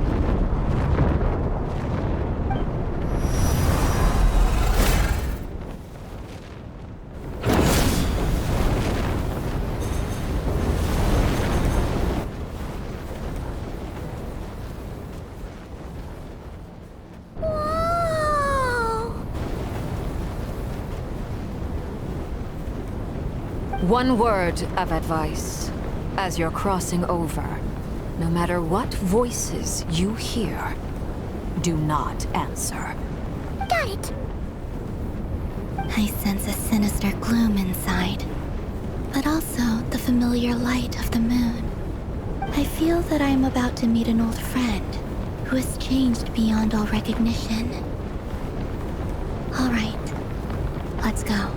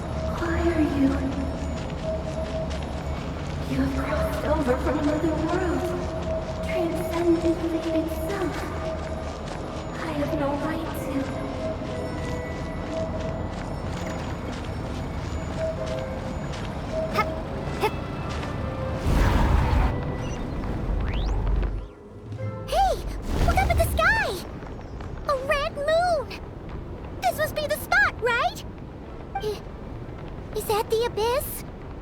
It's practically filled the entire place. What now? What a tragic sight.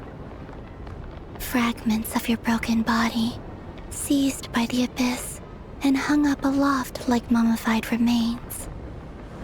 Iridescent moon. Was this truly what you wished for? Careful. There's something spooky about this place. Feels like something is lurking in the fog.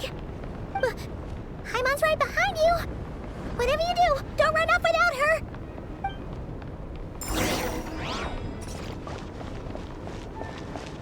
By the way, Columbina, didn't you tell us that the iridescent moon had shattered into pieces? The moon up there looks pretty whole to Paimon.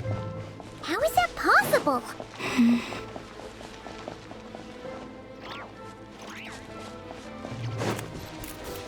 Just like I thought. It was only a facade.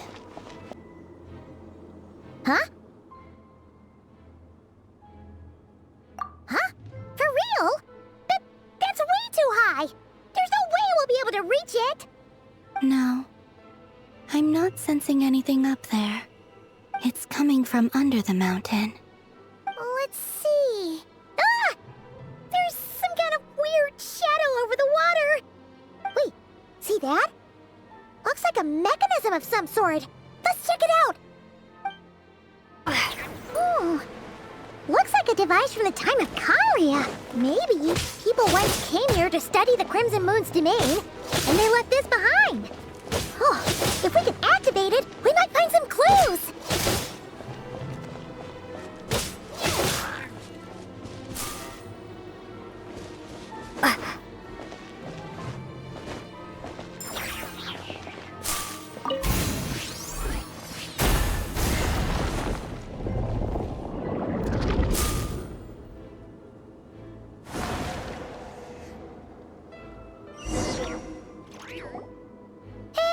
Look at that!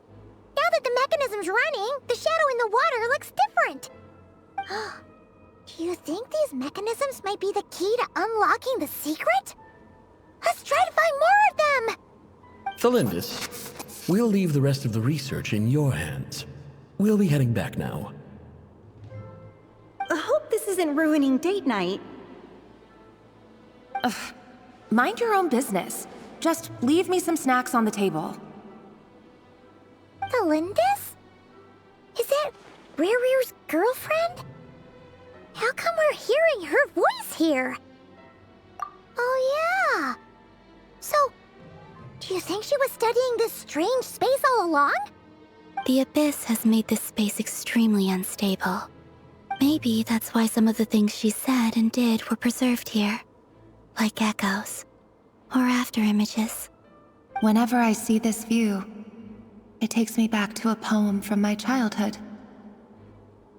Waning moon, oh lifeless damsel, weeping on the mountain crest. Mourning still in wistful tone, her fragile soul now laid to rest. For me, of all people, to be here investigating the mysteries of the Crimson Moon space, is it a coincidence or something more?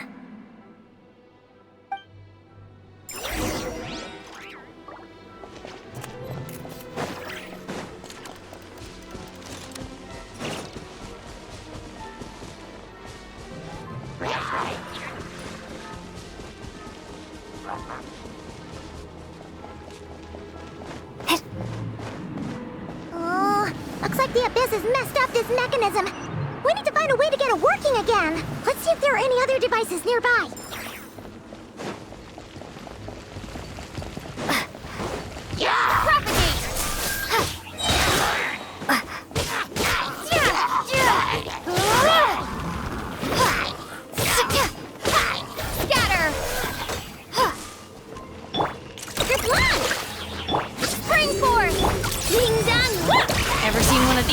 You're stuck now!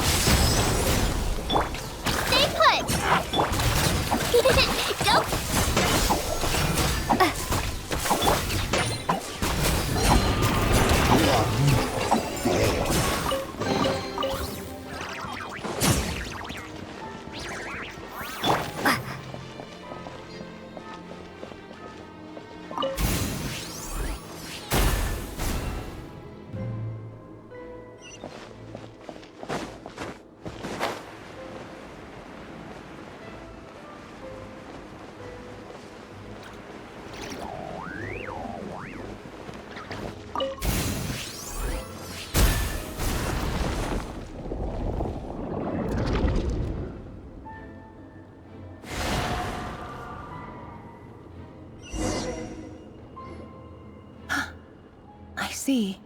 So the moon marrow, or rather the power of the 3 moons, is the key to unlocking.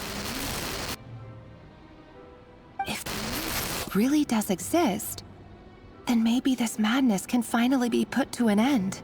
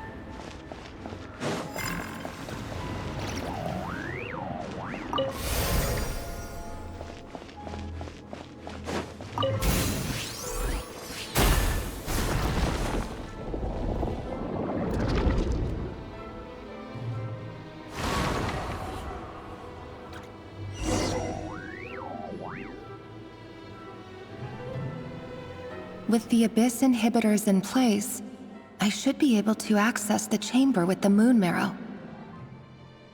Oh, Revier, with every step you take, you're drifting further from what you truly desire. But you're not the root of the problem.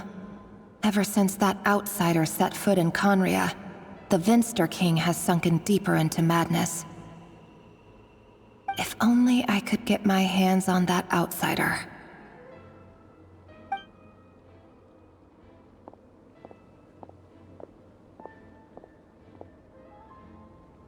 Hey look! The moon's reflection is back to normal! Melindis' voice mentioned a chamber with the moon marrow. Do you think maybe it's hidden in the moon's reflection? It must be. For within it, I sense the fragile aura of a dying soul. Then there's no time to lose! Let's go!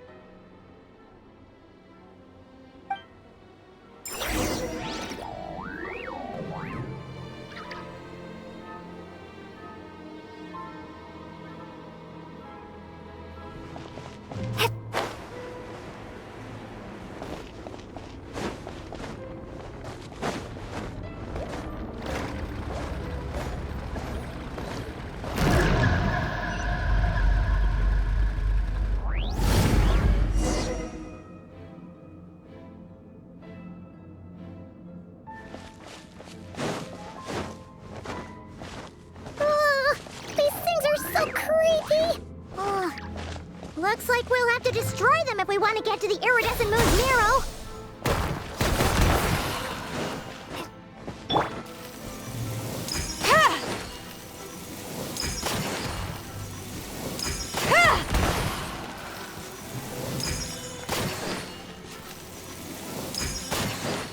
That must be the iridescent moon's marrow.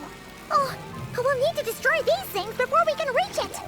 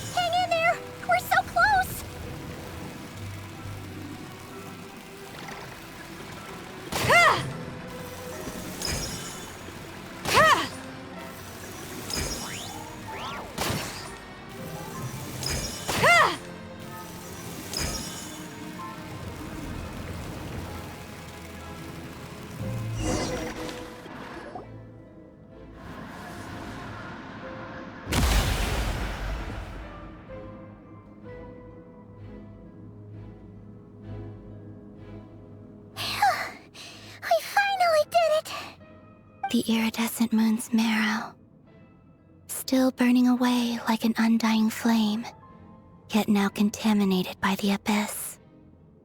It has taken on a new form entirely. If we can purify the abyssal power within, we should be able to obtain its untainted essence.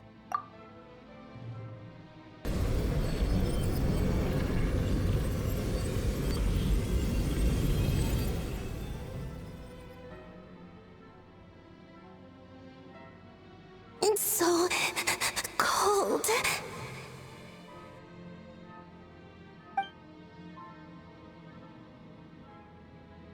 Is it you? Are you here?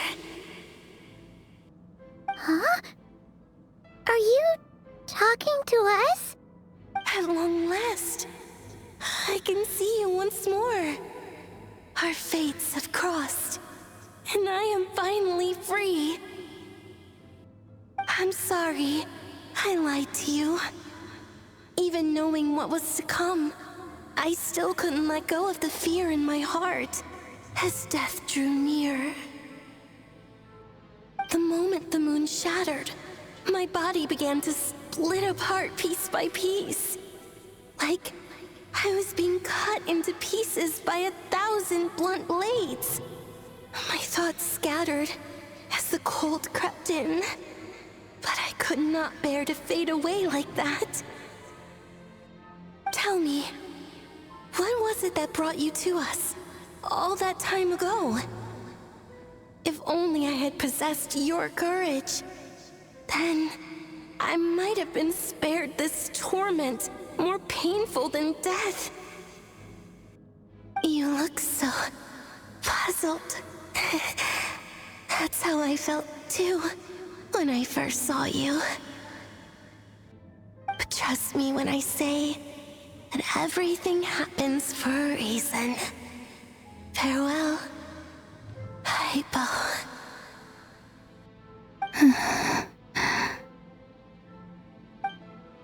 What was that all about? Was that the goddess of the iridescent moon? Oh, it sounded like she was speaking to a long-lost friend. But none of us have ever met her before, right? Perhaps. She took me for the goddess of the frost moon she once knew. For a fading soul like hers, our auras must be too similar to tell apart. But anyway, we've got the iridescent moon's marrow now. That should help you regain your strength, right? Alright, time to leave this place and meet back up with Arlecchino. Let's go!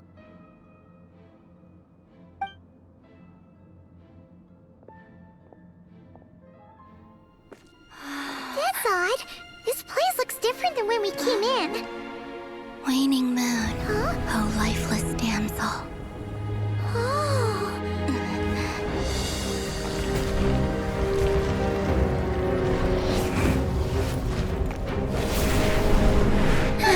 Hurry! The place is collapsing! It wants to trap us here. Who's it? The Abyss? Now we've taken the moon marrow. All that's left here is a dark will. It will show us no mercy.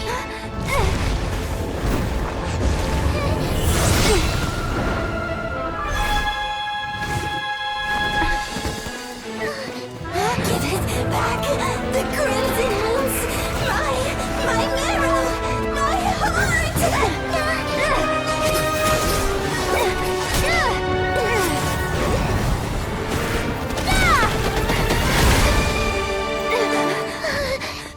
Finally! Huh? Oh no! The exit's blocked! They're back! Now what do we do?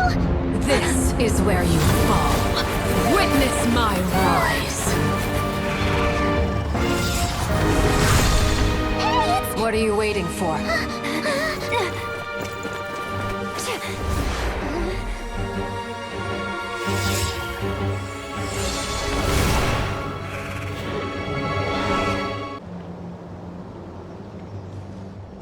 Oh, we made it!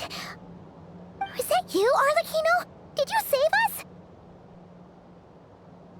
Wait, your hands! They're... Oh, this? Don't worry. It's a small price to pay. The Abyss wanted to trap you inside, and I defied its will by bringing you out. No wonder it's a little angry. No. I have paid the price, albeit a small one, and it cannot be undone. My hands have already fused with the Abyss. Purification would simply destroy whatever's left of them. But surely... Oh, we're so sorry, Arlecchino. Paimon can't believe you'd make a sacrifice like this for us. As much as I'd like to call it a favor, the truth is I was simply holding up my end of the deal. Well, Columbina.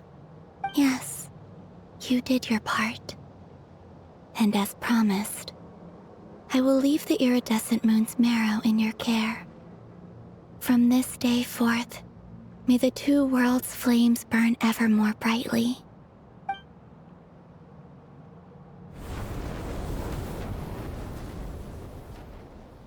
I'll take that as a blessing. Now, Columbina, give me your hand. Accept this moonlight I offer in return.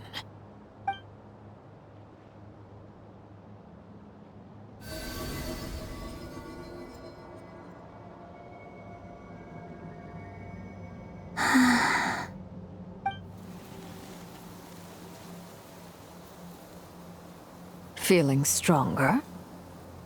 Hey, Columbina, are you okay? I'm fine.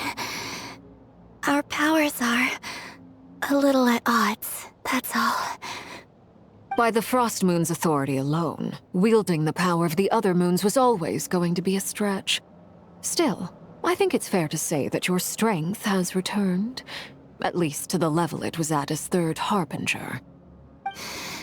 It's still not enough. There's no way I can hope to challenge Rayrier like this. Just one more ray of moonlight, if you would. It's okay. I can take it.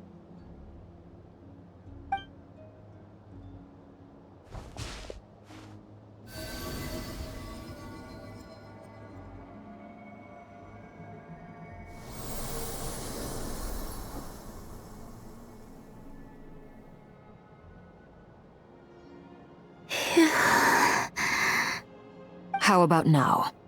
Fighting fit? At the very least, I won't have to stay hidden like before. I want to see him gone from Nodcry. The Rayheer of Solnari and his wild hunt must be sent back where they belong. Well, it's good to have something to aim for. You certainly seem more alive now than you did earlier. When I first met you, you didn't strike me as a ray of moonlight.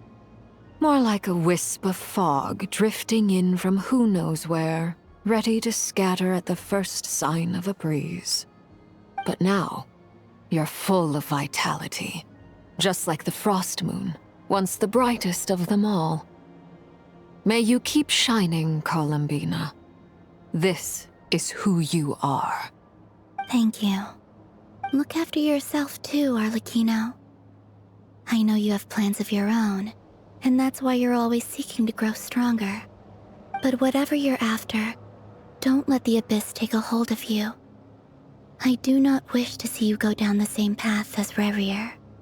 I appreciate the concern, Columbina. Although perhaps it's time you took a new name. A new name? Kutar, the Moon Maiden, Columbina. They're nothing more than code names. They describe who she is and the roles she's played, but they're not her real name. We often use code names in the House of the Hearth, too. But it's knowing your real name that keeps you grounded. Up till now, you've been living a wandering life, so you've probably never really cared. All I'll say is this. Once you've defeated Rayrier, give it some thought. All right, that's it from me. I'll get you back safely first, then go meet up with Sandrone. You're the best! I appreciate the gesture. It speaks to your good character. Anyway, let's get going. There are more urgent things to do right now than trade compliments.